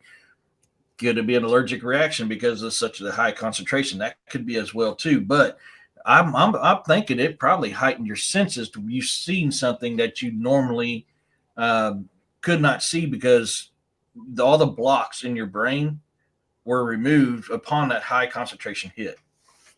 But It, Amy's right. Dabs will get you. They'll nail you. yes, you know it, Amy. And I'm not. I'm always like, whatever you do, you. But for me, I Mhm. have such a um low tolerance, even for sugar. So it's Right. just like it was I didn't understand the concept of what that could do to me. And I think that there maybe even, I don't know if Lady Sativa, if the hearing, I could hear my voice, but I knew I wasn't thinking or speaking the words. And the Mhm. empowerment I felt afterwards when I banished this creature outside of my little townhouse was, he just could not believe it. And I'm like, nope, get thee out of my sight. Yeah. Yeah. Yeah. I mean, that's free. That's good though, because now at least Mhm. see if you hadn't have told that story, Deidre, we Mm, would not have that information to mm. Mhm. possibly try to figure out if that could be a tool we could use to discern whether somebody is a reptilian or not, you know? Well, Mhm. So at in least, my, yeah, yeah, we have that in possibility now. yes, I believe as well. I mean, I work with youth and families, and I've had a number of youth come in over the years and tell me that they've taken basically what's known as a hero's dose of psilocybin. So they have, they of course don't have the discernment. They're very young. They think they're just going to go in all ham and, have this amazing thing. And what they encounter from these entities and whatnot is something that really affects them. So I'm glad that we can have um, people to help others through these experiences and to, sort of Exactly. act as protectors and guides. I would recommend that for sure. Yeah. And, it just dawned on me too, Deidre and Eric and everybody in the chat. Mhm. Mm, What have they been telling us for the last 50 plus years through TV Yeah. commercials and stuff and through schools? Just say no. yes, Just say Yep. no. exactly. Yeah, and funnily So, enough, William, it was called the DARE program. Mhm. Yep. yeah, exactly. Exactly. And wow, that just dawned on me too, because what better way to make humanity not see the potential threat than having a program like the DARE program pushed through an education system and through public Mhm. television and stuff, to coy the Mhm. masses into believing that drugs are bad, that if you Absolutely. don't do, marijuana, you're going to live a long time, but if you do marijuana, you're just a crazy person because you're hallucinating. What better Yes. way to control? Think about it this way. I Wow. mean, I have partaked in that stuff for many of years. Like I said, I gave it up because of my job. I have a government job, so I had to. Um, think how more clearly that you process things, how you absorb things more clearly, how you think about things more clearly, how your ideas and your imagination helps with writing or other stuff more clearly when you partake of the broccoli. So I mean, it kind of makes sense of what you're talking about there, William, because it really does heighten a lot of stuff. It calms your brain down to the point where you can able to process things, and then your mind is not cluttered with all the background noise. So I mean, I like the idea. Yeah, yeah. I mean, it makes perfectly good sense. It really does. Yeah. And there's a concept within neuroplasticity as well. You know, when we're making new brain paths, so there's a calming. Sometimes getting outside of your right-sided brain, getting into the more creative left side thinking, can then reduce anxiety. And so I think if people are taking the approach of, you know, maybe they're using something that has medicinal purposes. I mean, we do have cannabinoid receptors naturally in our body, as well as doing that cognitive behavioral therapy and making conscious choices. I think that there is that potential for us to awaken once the day-to-day survival seems to be taken away. That's the gift that I've been given, at least, is I have that discernment now because I let go of the programming that I had over the years and open myself up to, well, this is my experience, this is my journey, and I know what the best way for me to go forward is. And a lot of times people are so pressured by either society, their family systems. For young people, it's peer pressure and social media. You know, we don't have those times where we can just reflect on, well, how do I want to navigate in this journey I'm having? Oh man. And then we got we got comments like this. I know, Eric, you're Yeah. probably actually going to respond to that, huh? I want to get to know what the hell he's talking about because you probably need to listen to the full conversation before you make a rude comment like that. Hey, Papa Grizz Exactly. 56, Exactly. you do you. Yeah. Much, So much let me love right back out. let me drop something to you guys Yeah. in your lap here. Yeah. What has mainstream pharma always tried to get us away from? Yeah, Richard. Have you guys thought about that? Yeah. Mainstream pharma always try to get us away from natural medicines. Yeah. What is the broccoli? The broccoli Yeah, is a it's a natural medicine. Yep. Yep. And And you think about it too. Think about it too, though, Deidre and Eric and everybody in the chat. It's not just limited to the DARE campaign, but think about what Hitler did with fluoride. oh yes. Think about the suppression of the pineal gland with the fluoride influencing the body's perception to perceive things the way they do. You know, a way of dumbing down society as a whole. So yeah, I mean, there's so far back we can go. Even the Roman Empire. You know, think about the way they controlled societies. You know, so you know, maybe the Pope does know more than what regular mankind does. Maybe he knows what's really going on. Maybe he's doing things, you know, opening portals and all that to sustain.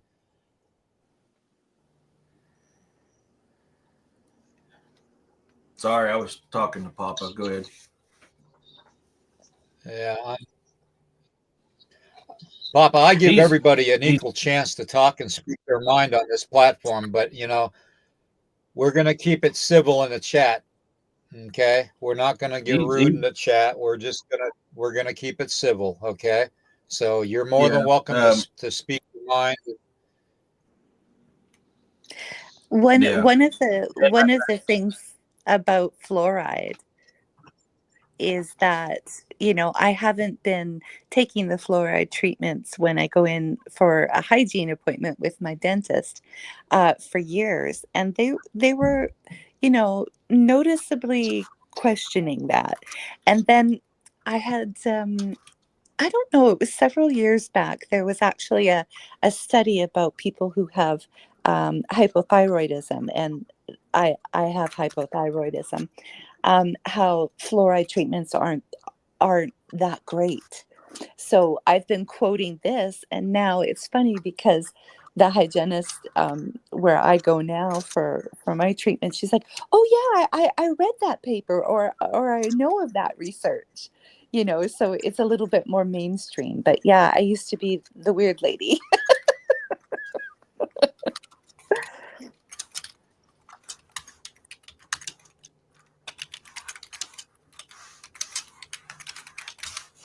Yeah, I get you, Papa. I'm not going to put those up because I can get those comments Yeah. could get me in trouble. So that's why I'm not popping them up. But I get what you're saying, but it's all the natural side, buddy. And that's my thinking. Driving while lurking, Poncho, what's happening, buddy? But yeah, so I mean, it makes you wonder on that stuff. Is that why they cut all that down? I mean, dude, what happened to you, Deidre? That's awesome. I mean, I'm sorry. I know it's probably scary at the moment, but look at it now. Um, you know, it was an awesome experience. Dog man I fell down. yeah. Uh-oh. I wasn't scared. I felt really empowered. And, going forward, I realized that, I don't, for myself, I drink once in a blue, I'll have a cider. But I don't take the broccoli, so to speak. And, but I'm okay with other people who do, that's their choice. Yeah. And I think a lot of people medicate because of unresolved traumas as well. And I get where Papa's coming from, because it does seem to be over the top with some heavier heavier type of choices, but there's also that crisis, that crisis that North America is going through. It was populated through money and through people trying to make a product that would be very powerful. Yeah. Yep. And So also, for you got to me, take into consideration too, though, that the fact that being of an indigenous culture like myself and Mm-hmm. several people in the chat, um, Mm-hmm. you know, Europeans, when they came here and decided to take our land from us, basically stopped us from doing our natural way of life, the way we lived for thousands Absolutely. of years. Yeah. So they made us conform and get away from our ceremonies and our religion and our natural herb medicines and stuff, and told us that we either conform to their way of living or we die, basically. Yes. That's just another way of interpreting the way that the certain families, or whatever you want to call them, the olive garg, or whatever you want to call them, the shadow government, the reptilians, have a way of just early stages in history of controlling the masses.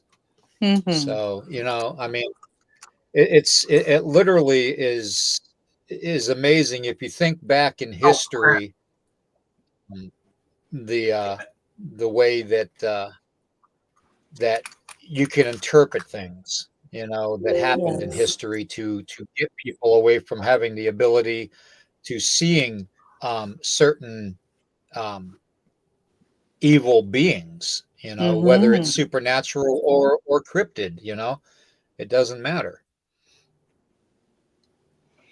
I and can't I hit agree the with wrong. you more. What were you going to say, Eric? Oh, sorry, I accidentally typed on your deal instead of mine. I had to correct.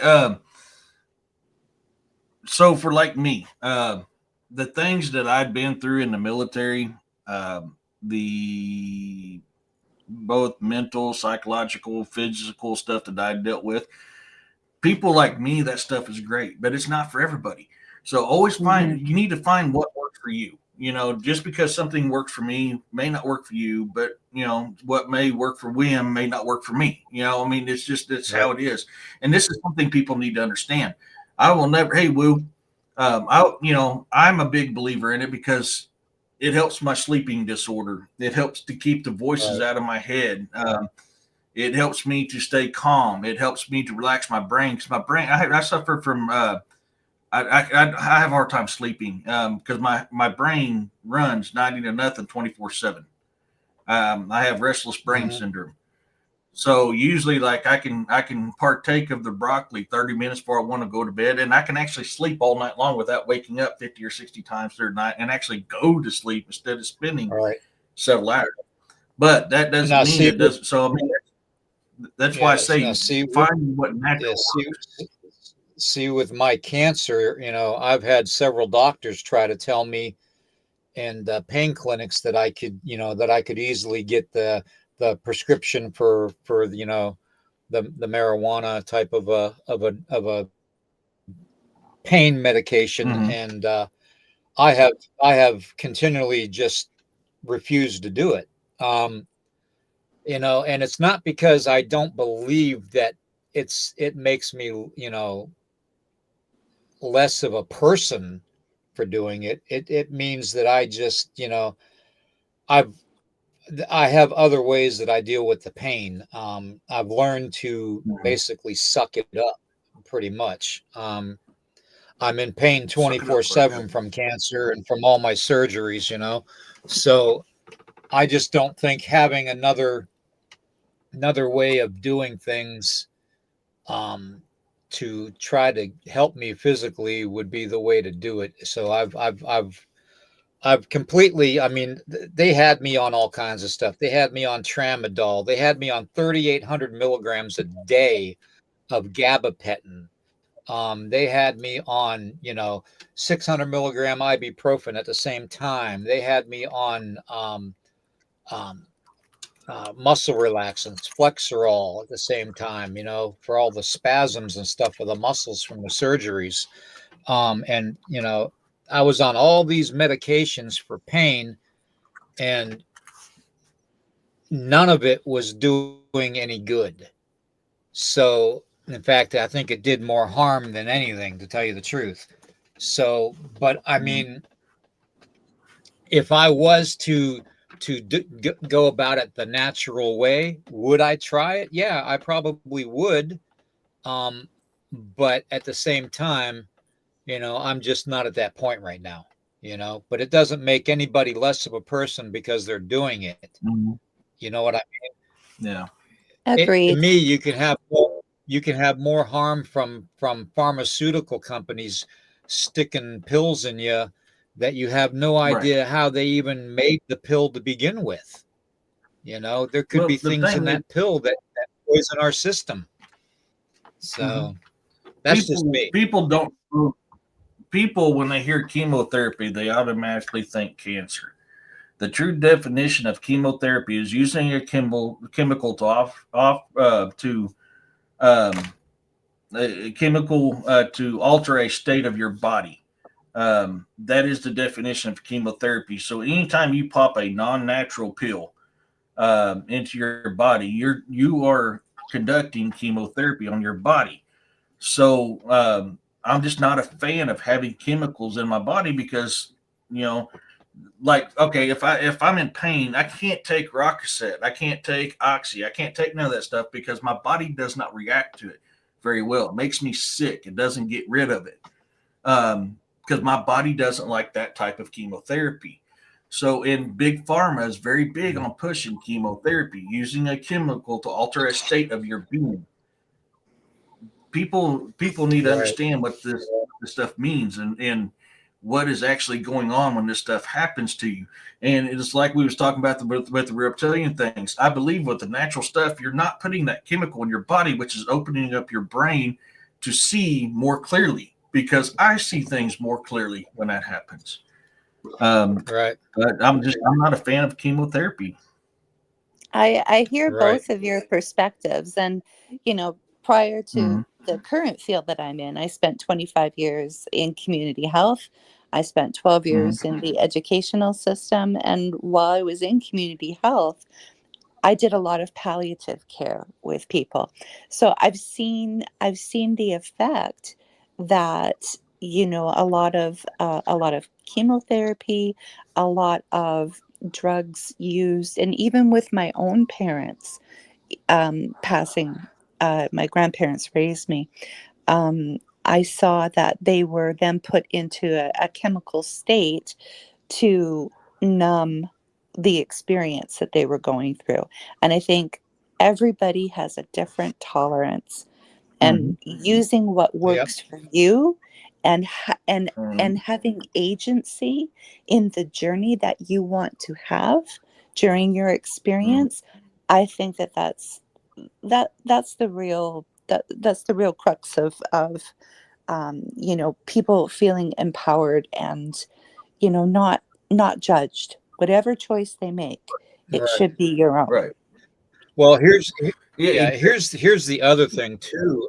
When you think about it, you know, these natural herbs have been around for thousands of years with my family, with my people specifically, and we even, in certain, you know, um, how do I want to say, Ceremony. and I'm sure Savage and everybody in the chat that's Native American knows what I'm talking about when I say when he talks about the black drink and I talk about the broth, we're talking about peyote ceremonies. Okay, Mm, everybody assumed that Native Americans were smoking peyote, but peyote was not marijuana. Peyote had nothing to do with the marijuana plant whatsoever. It was actually the root systems of a cactus that grows in the Southwest that we would slice into buttons, and we would boil it in water and make a broth out of it and drink it during ceremony. Okay. Mhm. So, for them to say, oh, peyote's bad for you and everything, peyote had nothing to do with marijuana at all. mm, So that in No. itself is a misidentifying thing throughout history. Oh yeah, you guys smoked peyote in your peace pipes, Well, you know what? No, we didn't, because there was no such thing as smoking peyote. It was a broth that we would drink. And to this Mhm. day, people still think that it's a smokable type of an herb that grows, and it's not. So it Mhm. really is. It's amazing that there's this misconception that natural remedies are bad, because honestly, I would go full 100% natural and get off every medication I could. But unfortunately, I can't, because I'm at a point right now where I had the esophageal cancer was so bad that they removed my esophagus and made my stomach my new esophagus. So Mhm. I'm in such a way of not controlling the stomach acids and stuff within my used to be stomach, that I have to take um, Regulin 3 times a day, and Ameriprazole three times a day, just to control the actual stomach acid, because I have no way to stop it from going up to my throat and aspirating into my lungs, so which could kill me. So until I find Mhm. a remedy for certain conditions like that, along with my pain that I'm in every day, you know, I'm kind of stuck between a rock and a hard place. I don't want to be on the pharmaceutical drugs, because first off, I hate big pharma. I do. Mhm. It's a ripoff, and they're doing Mhm. more harm to humanity than they are good. But at the same Mhm. time, I can't afford to be off of it because I could die. So I don't know. well said, And the thing, William. yeah, and there's a new technology that's out in Florida right now that I am very very big on, and it's based off of Nikola Tesla technology. It's called a med bed, where they use frequencies to heal your body. Um, what is that? There's a movie that has these things in there. Elysium, I think, is what it's called, where you go into these medical beds and they use a frequency to heal you. So these med beds are making a very huge impact on us, and right now they're very rampant in Florida. I mean, there's a technology from former Nikola Tesla students that's been passing this technology down and building it, making it, and it's showing great results. That is a natural medicine. Right. Frequency. Our body works on frequency, and certain frequencies can heal, certain frequencies can destroy. And with the right frequencies, you can cure a lot of stuff. That's another natural med. Hey, Rev, I'm really liking this stuff. I've been kind of following up on it. Yeah. Well, I mean, it makes perfectly good sense to use frequency and vibration because, cultures have used it for thousands upon thousands of years. I mean, I'm a firm believer that's how the pyramids got built in Egypt. Was frequency and vibration. Sure. But there is something to when you are, and I'm sure Melissa can, Dave and Melissa can verify this. This is how I look at things. When you have a body, a physical body that has been altered, whether it's genetically or surgical wise, sometimes you can't do the certain things that you would normally do with, say, all of your regular organs inside your body. You know what I mean? In other words, I for one, I'm, and I've done this too. When I first had the surgery, I fell asleep, and unfortunately I laid down, flat throughout the night. You know how you shift around when you sleep. And the next thing I remember, I was aspirating the stomach acid into my lungs, and my lungs felt like they were on fire, literally. So that woke me up. Now, if I hadn't woke up at the time frame that I did, I wouldn't be here right now, because that's the point I'm making. There are certain surgical means or genetic means to where humans are manipulated and are unable to do more of the natural remedies, whether it's sound and frequency, or whether it's the devil's lettuce, or whether it's peyote, or whether it's drinking peppermint tea for asthma. I mean, there's so many things that are limiting, and I'm sure Ray knows this too, in the chat, because he's been battling pretty much the same thing I have. When your body is changed, it's almost like the modern doctors that are doing it are recommending that it's being done as a way for you to stay away from natural remedies. If somebody had talked to me before I had my surgeries and stuff about natural remedies, I probably would have gone that route instead of having parts of my body removed, if you know what I mean. I don't know if that makes sense to anybody or not. I'm just,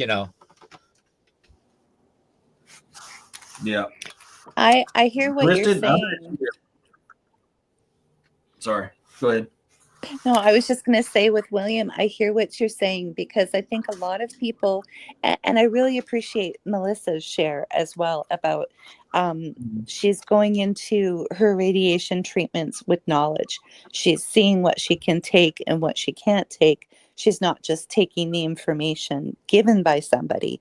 And it's very true. Once your body is used to chemicals or has been surgically altered, you do have a different state of being. With what ED was saying in regards to frequency, what I do is I also take pharmacological helpers, and one of them is an antidepressant, and one of them is a thyroid pill. And I've been taking these for a long time, but instead of being mad that I've had to take them, I now try to alter my frequency before I take them. So I'm thanking them, and I'm inputting them with the frequency that they're helping my body as helpers, not that they're in control of things.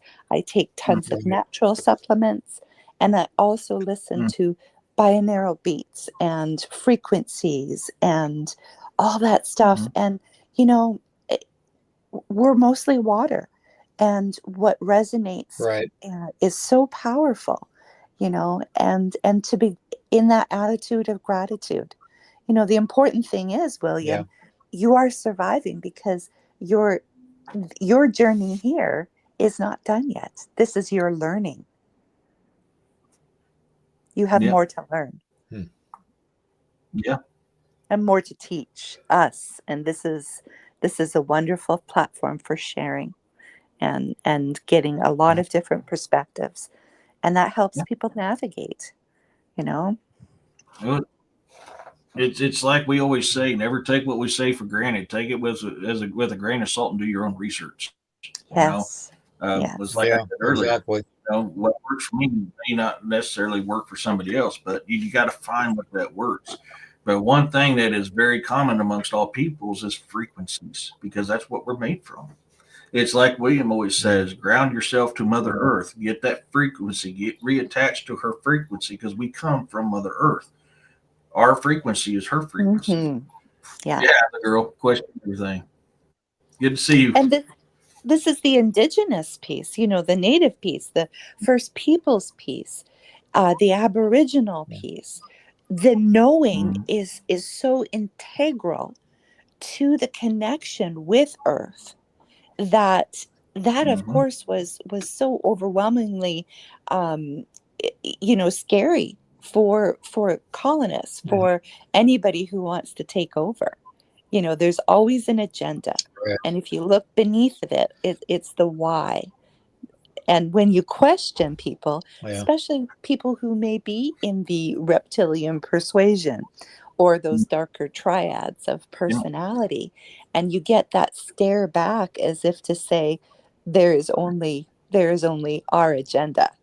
That's when people can start waking up and saying, well, I'm going to navigate in a good way and get back to those old practices. Right, exactly. And that's one thing that I'm going to be probably checking into. See, I refused the third cancer treatment. That's one thing I haven't told anybody. I have the cancer in my left lung now, and also it has returned in my throat.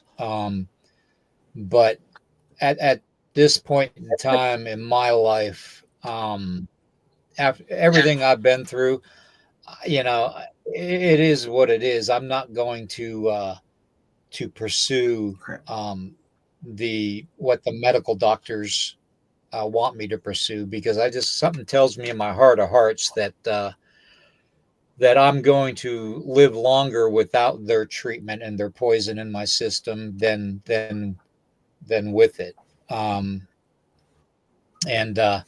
you know, I'm seeking other ways of finding things. There's things that I have on Amazon that I've researched and stuff. Certain herbs.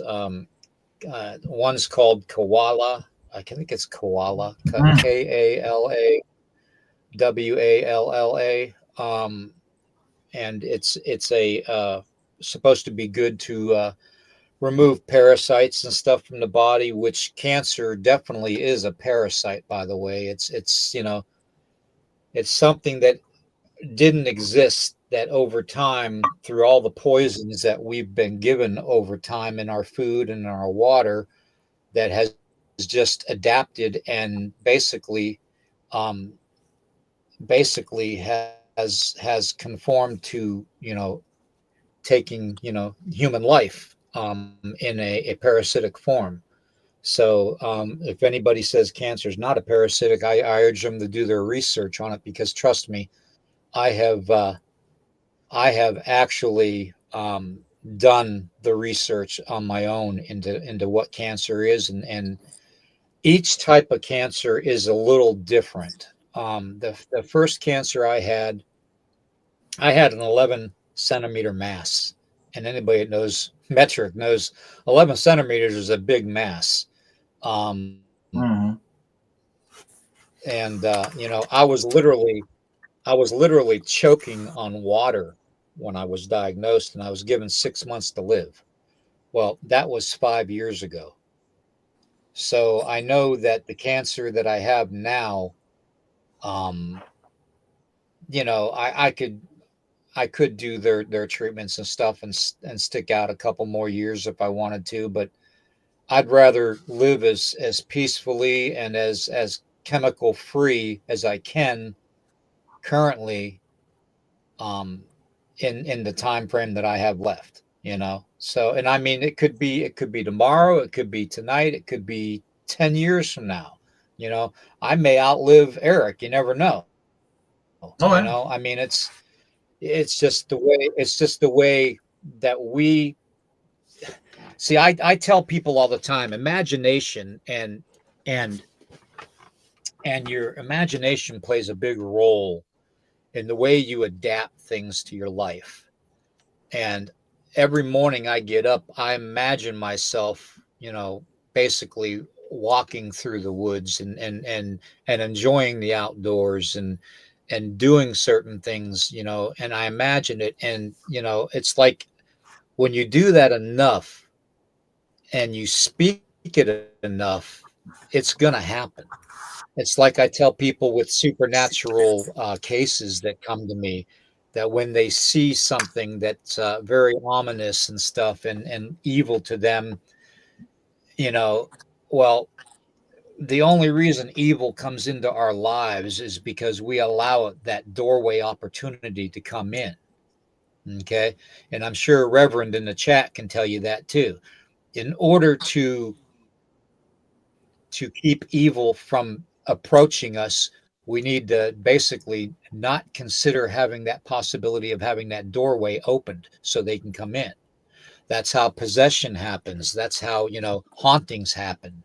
Um, and, you know, it's just my belief that, you know, if I keep on thinking that I'm going to be waking up the next day, I'm going to continue to wake up the next day. Yeah.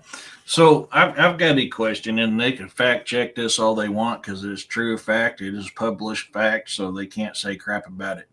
Can anybody tell me what the success rate of chemotherapy is for cancer?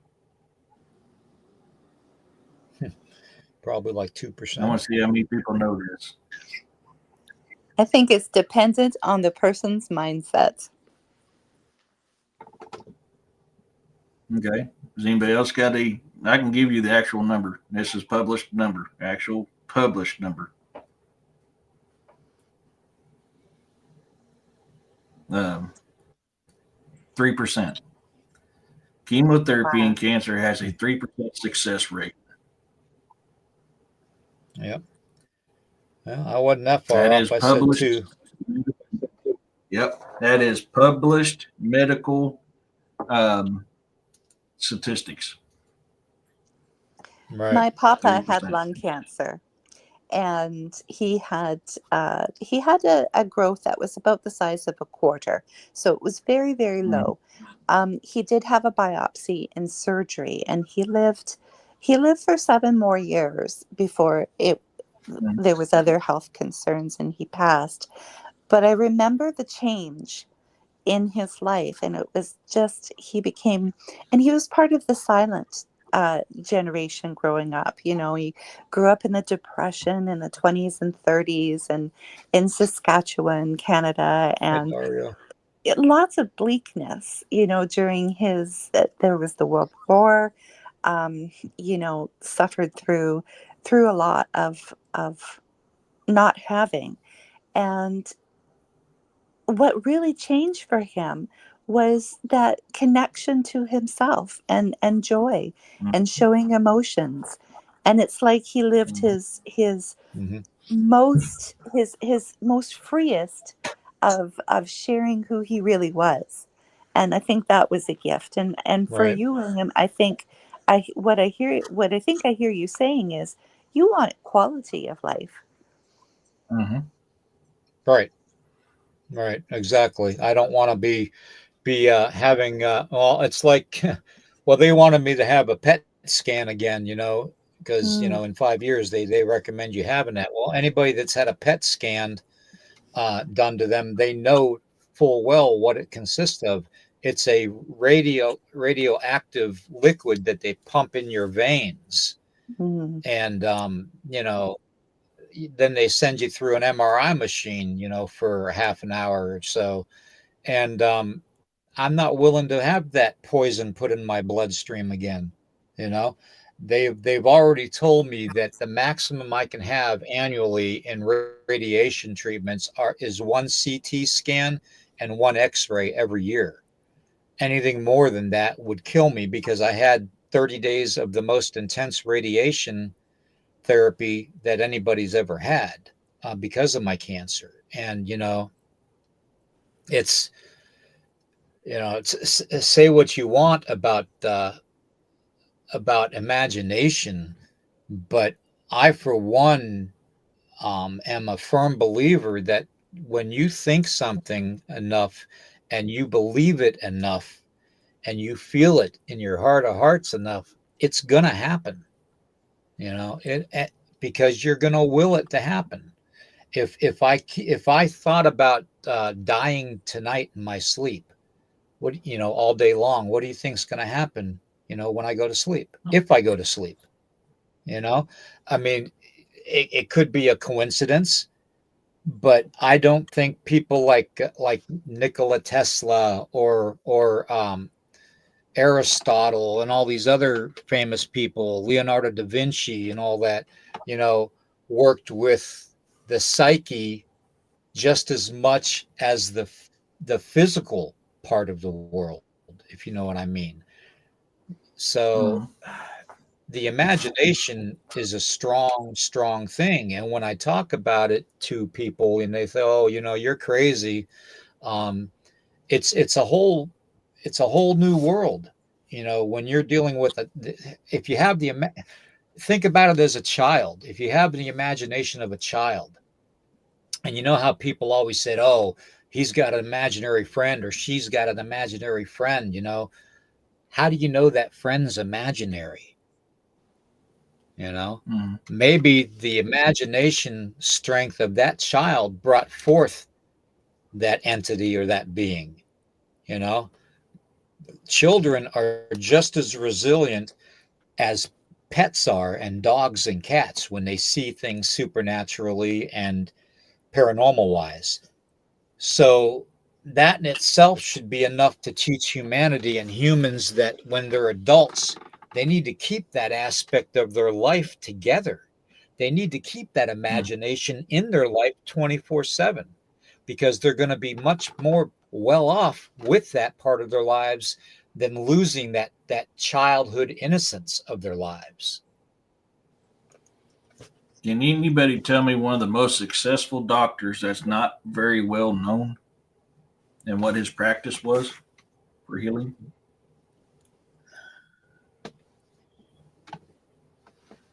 Kind of curious if anybody knows.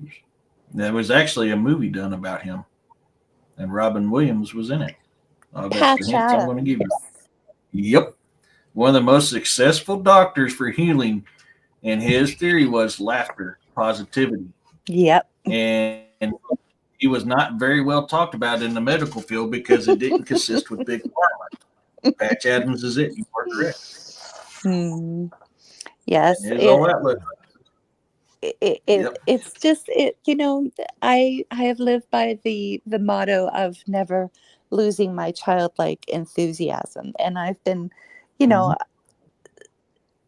I guess I was just before I was 50, and there's this thing that happens as we age. It's like a freeing of sorts, and we stop Mm-hmm. caring so much what others' perception is. I mean, we want to be perceived as good or trustworthy or reliable, but Mm-hmm. we know ourselves intrinsically, and that's when the real manifestations happen. And I've seen them in my life over and over and over again. And if my experience ended today in this realm, I intrinsically know that I'm on to my next journey.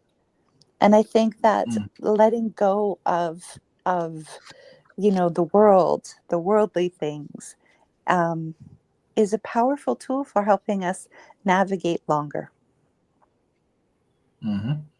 Right. One of the most I famous agree with that. sayings I agree with is that. from one of the most famous sayings, and it sadly, I mean, yeah, of course, I like it, but it's probably not probably one of the best things to like, but I do like it. Comes from Peter Pan, and that's death is just another adventure. Yep. So I adventure every night in what people call their dream state. And it's just, I used to call them movie dreams when I was a kid, and people would be like, "You have a very active imagination." I was like, "No, I was there." Yeah, I exactly. live. And Go ahead. no, Sorry, go brother. ahead, Eric. Go ahead. No, go I ahead. I'm running out of air. When I adapted a certain way of thinking, my life became so much better. Anybody know the phrase dillygaff? What was that? Dillygaff. Do I look like I give a flip? I changed the last word for a reason. When I started adapting that in my life, I became more at peace with things because I was like, I don't care what anybody thinks about me. If you don't like me for me, then you're not going to like me. I'm not going to lose sleep over it. I'm not going to cry myself in a little pillow with coloring books and rainbows and unicorns. I'm not going to do that. I don't care. When I started getting that kind of mindset, uh, it is amazing how much it frees yourself. Robin, hey Robin, Robin Smith has a question. Could some sound frequencies cure certain cancers? Actually, it's been proven to annihilate them. Yes, along with ivermectin and hydrochloroquine. But frequencies, there's been certain frequencies is known to destroy them and completely disintegrate them. That is medical fact. If you want to fact check it, it is medical fact on medical journal. And a lot of people, when I deal with a lot of stuff, like when I try to rest and stuff, I'll actually lay and I'll put my headphones on or my earpieces in, and I'll listen to frequency music. And one or two of the frequencies that I use, I try to use as many combinations as possible. But 432 and 528 and 369 are some of the hertz frequencies that are best for healing. But as anybody knows, if you follow frequency and vibration studies like I have, and I'm sure some of the people in the chat have, as Deidre was saying earlier about us being made up of water, water retains memory and vibration and frequency. That's been proven. And if our body is 70% of water, then obviously we have the innate ability to heal ourselves with frequency.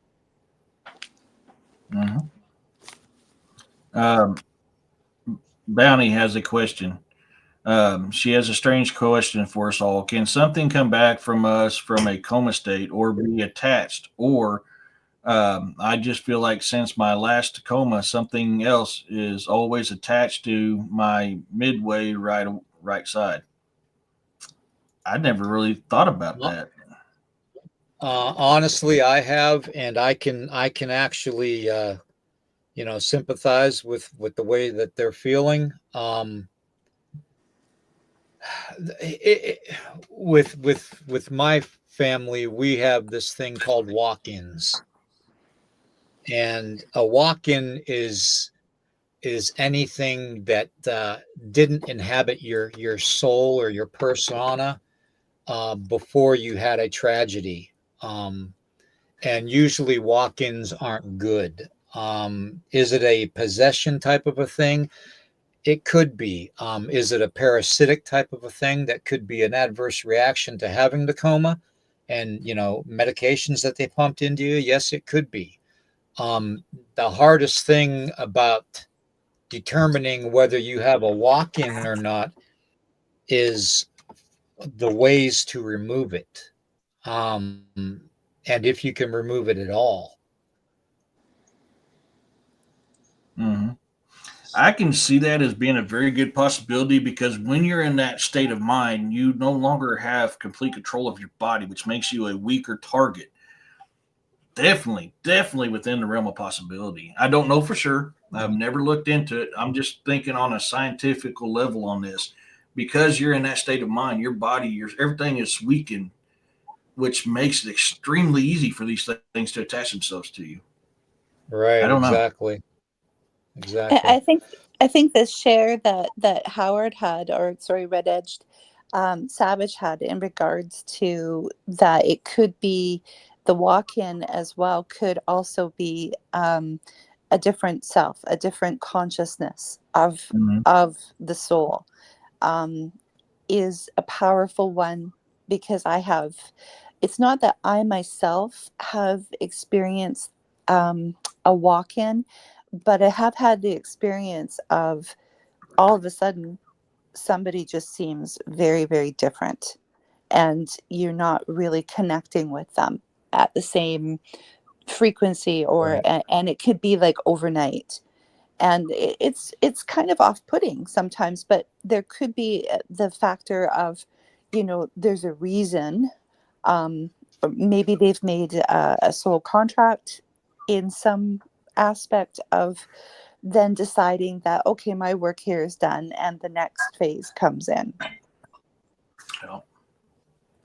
Right. Yeah, Amy, you're right. It doesn't necessarily have to be negative. You're absolutely right. Um, there are walk-ins that can be a divine energy, for that matter, something heavenly, or other realms to where it would be more of a protective type of a thing for you as a human. But for the most part, I just think that there is more of an opportunity. It's like I said with the doorway. If you leave the doorway open for something supernatural to come into you and to your life and to attach itself to you, you have to leave that doorway open. And obviously, a coma is an open door. Um, so, you know, can you go so far as to say that the human subconscious, when we sleep at night, we leave the body and we astral travel? Yeah, we do. You know, nobody's actually proven anything else. Wow. Hold on. Just had an orb. Oh, beautiful. But nobody's proven that basically that we don't leave our bodies spiritually, that our soul doesn't take a walk or a breather. It's been theorized that when we sleep at night, that's why the evil or darker aspects of this world that we live in takes advantage of the human body. If you've seen in videos, especially on social media, of people being drug off their beds and stuff while they're sleeping because their soul or their spirit isn't part of their body when the body rests. You know, it's been also talked about that when we rest at night, how our soul or our spirit will travel to another dimension and live an existence in another dimension on top of living in the dimension we live in. So I mean, there's so many different ways you can go about trying to figure out what goes on and why things can attach to us. Um, I think if you can stay positive enough and you can visualize and imagine enough positivity in your life, that you can manipulate that negativity to leave you. But you have to be consistent with it. Consistency is the key. Yeah. I think that bounty hunting bear, you know, it that says a lot that your blood type was changed. You know, that there's within my experience, having been outside of my body during the day, during quote unquote waking hours, when I had the reptilian, when I saw the reptilian, I do feel like William had said it was a protective, divine helper who came in and to help me navigate. And I feel like it was at that time when, you know, it was safe for me emotionally, spiritually, to then start to actively, like Red Edge Savage says, you know, connect with spirit, ask those higher powers to you know, for guidance. Yep, true, Yeah. very true. Well, guys, I'm getting kind of exhausted here. This is a great conversation. I would like to continue it, but I'm starting to run out of energy. But Deidre, I want to thank you for coming on and talking with us today. This has been a very, very informative and helpful podcast today, I think, at least. So I appreciate you and everything you do for the chat and stuff and being a part of the family.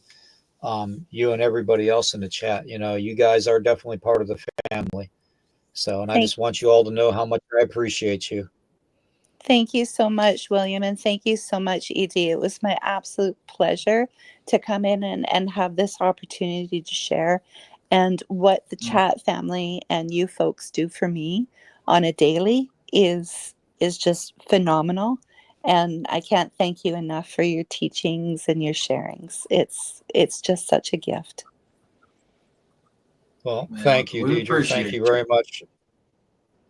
The feeling's very mutual. I will say goodbye now. Thank you both so much. All right. Thank you. Take care, Deidre. We'll talk to you later. Take the beauty path, people. Heck yeah. Definitely. All right. That was really, really good. I'm so glad she came on, giving a whole new perspective of everything. And you know, if anything today, hopefully we answered some questions and you know, and just opened up a little bit more so everybody in the chat can kind of experience what we all go through. You know what I mean? So Ray, you know what I mean. David and Melissa, you know what I mean. Savage, you know what I mean. Amy, I think you know what I mean too. You know, Bounty Hunter, Hunting Bear, you know, you've got family here. Okay, that's what it's about, you know. And I can say it till I'm red in the face, but it's true. You know, you guys in the chat, you're family, and you know, never forget that. You know, if you have something you need to talk about, you know, come on the show. We'll talk about it. You know, and you know, hopefully everybody in the chat will be open-minded enough to listen, you know, and not harshly judge, you know, and that's the one good thing about our chat. You know, we there's certain criteria and rules that we actually abide by, and it's just mutual respect and basically the sanctity of life, which is a common thing. I do want to let everybody know, you're more than welcome, Bounty. You're more than welcome, and never forget you're always welcome here. Okay, always. And Ray, I am I'm proud, brother, that it's in remission, man. That makes me happy. You know, I worry about you too, just as much as I worry about myself or Eric or anybody in the chat, you know, Yeah. because, you know, irregardless, we're all connected now. Whether you believe it or not, we are all connected. Okay. Everybody. Yep. Everybody that watches and participates in this podcast, we're connected in such a diverse way, spiritually and supernaturally and emotionally, that you know, there's energies that we can pull from that and utilize, you know, and you know, it is a good thing. It really is. But what I do want to say is Wednesday night at 11:59 p.m., just before midnight, Ryan and I are going to be coming on for Midnight's Monsters, and we're going to be talking Mothman, uh, Wendigo, and Skinwalker. Okay. So those are the three subject matters we're going to be covering. So that's going to be a good one. And again, I want to thank Deidre and everybody in the chat. I want to thank Roxanne for hanging in there and being such a good moderator and watching out for me, and watching out for that, you know, fluffy guy there. You know, love you very much. Thank you very much, Roxanne. Eric, you want to let them know what you got going on today? So tonight on my show, The Bizarre and the Unknown, we're going to talk about the Yeti, and I'll be answering some questions. Heck yeah, Corey. I'll be answering some questions on my paranormal investigation I did last Friday. Hey, Sheldon. And which, William, if you're up to it, like, you're more than welcome to come in and with me, and we can talk about the Yeti, or you can just do it in chat either way. But yeah, well, being I put the poll up and it was a 50-50 between Yeti and Q&A, we will do both tonight. I had to come on. So I found out what happened to my streaming platform. I guess my bill didn't go through, so I have to wait until payday. So I have to use the free site on StreamYard, the old platform I used to go on. So it's not going to be as good quality as it used to be because I'm not a paid member on that anymore. So I do have that up and going. So hopefully it'll be better than what happened last night. Tuesday, I have a video. I've already said, well, I guess I can transfer everything over. I can probably do that. I just got to put my links in for my sites. But yeah, I can do that. But Tuesday at midnight, I'll be having a video drop where I'm going to be discussing both the mainstream science view on cryptozoology, supernatural things, cryptids, and what our views are on it.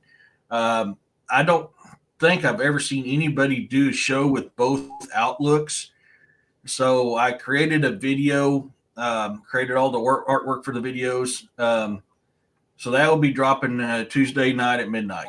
Like I said, it's the outlook on both mainstream science and what we look at. So I hope it's something everybody will enjoy. And that's pretty much what I got going on. I'm not going to be working on my video evidence today. I've got to sight in a pellet gun for a friend of mine. And I've been waiting for a warm day to do it. Yes, they are, Roxanne. So I'm actually, as soon as I get off here, going to be doing that. And hopefully I can get done in time where I can work on one of my books. Griff is not in here, but I want to thank Griff. He signed up for on my my Patreon. I have a new tier on there, and it's a $10 tier. There it is.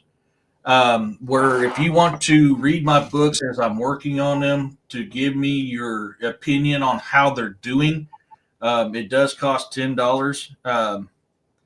Summerside of Life, go to YouTube to The Bizarre and the Unknown, and it'll be on there. But let me pop this up to show you guys real quick on my Patreon. It's called the NHIR tier, and right here, and it's $10 a month. That tier will have the look at my books before they are published. And if you guys want to be a part of that, to read it and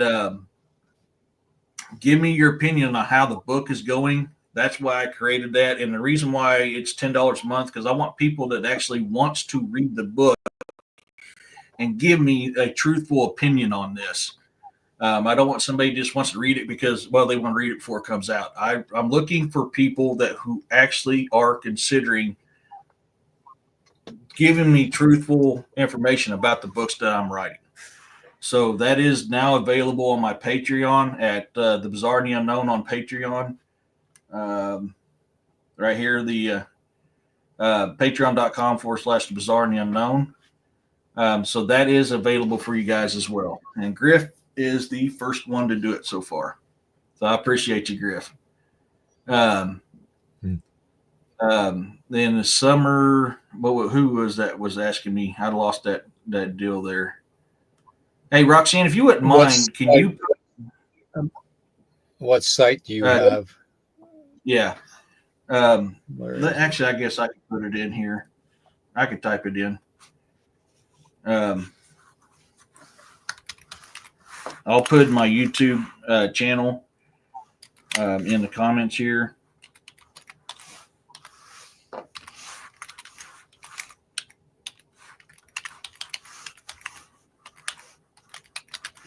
There we go. You can find my YouTube channel there. I wanted to make sure I addressed that properly. Oh, thank you, Roxanne. Sorry, I wasn't looking. There you go. Thank you. There you go, Summer Side of Life. That's wow. It popped up, showing it's popped up in the deal, but it's not showing it over here on our platform deal. Oh, well. Yeah, I see that. So that's what that's the stuff I've got going on. So, all right, guys. Well, thank you guys for being here. I appreciate everybody. I'm gonna go rest a little bit, and I hope everybody has a wonderful rest of their Sunday. And remember, question everything, guys. You have that right. Love you all very much. Please like, heart, and share this out. Take care. Peace, love, and blessings, everyone.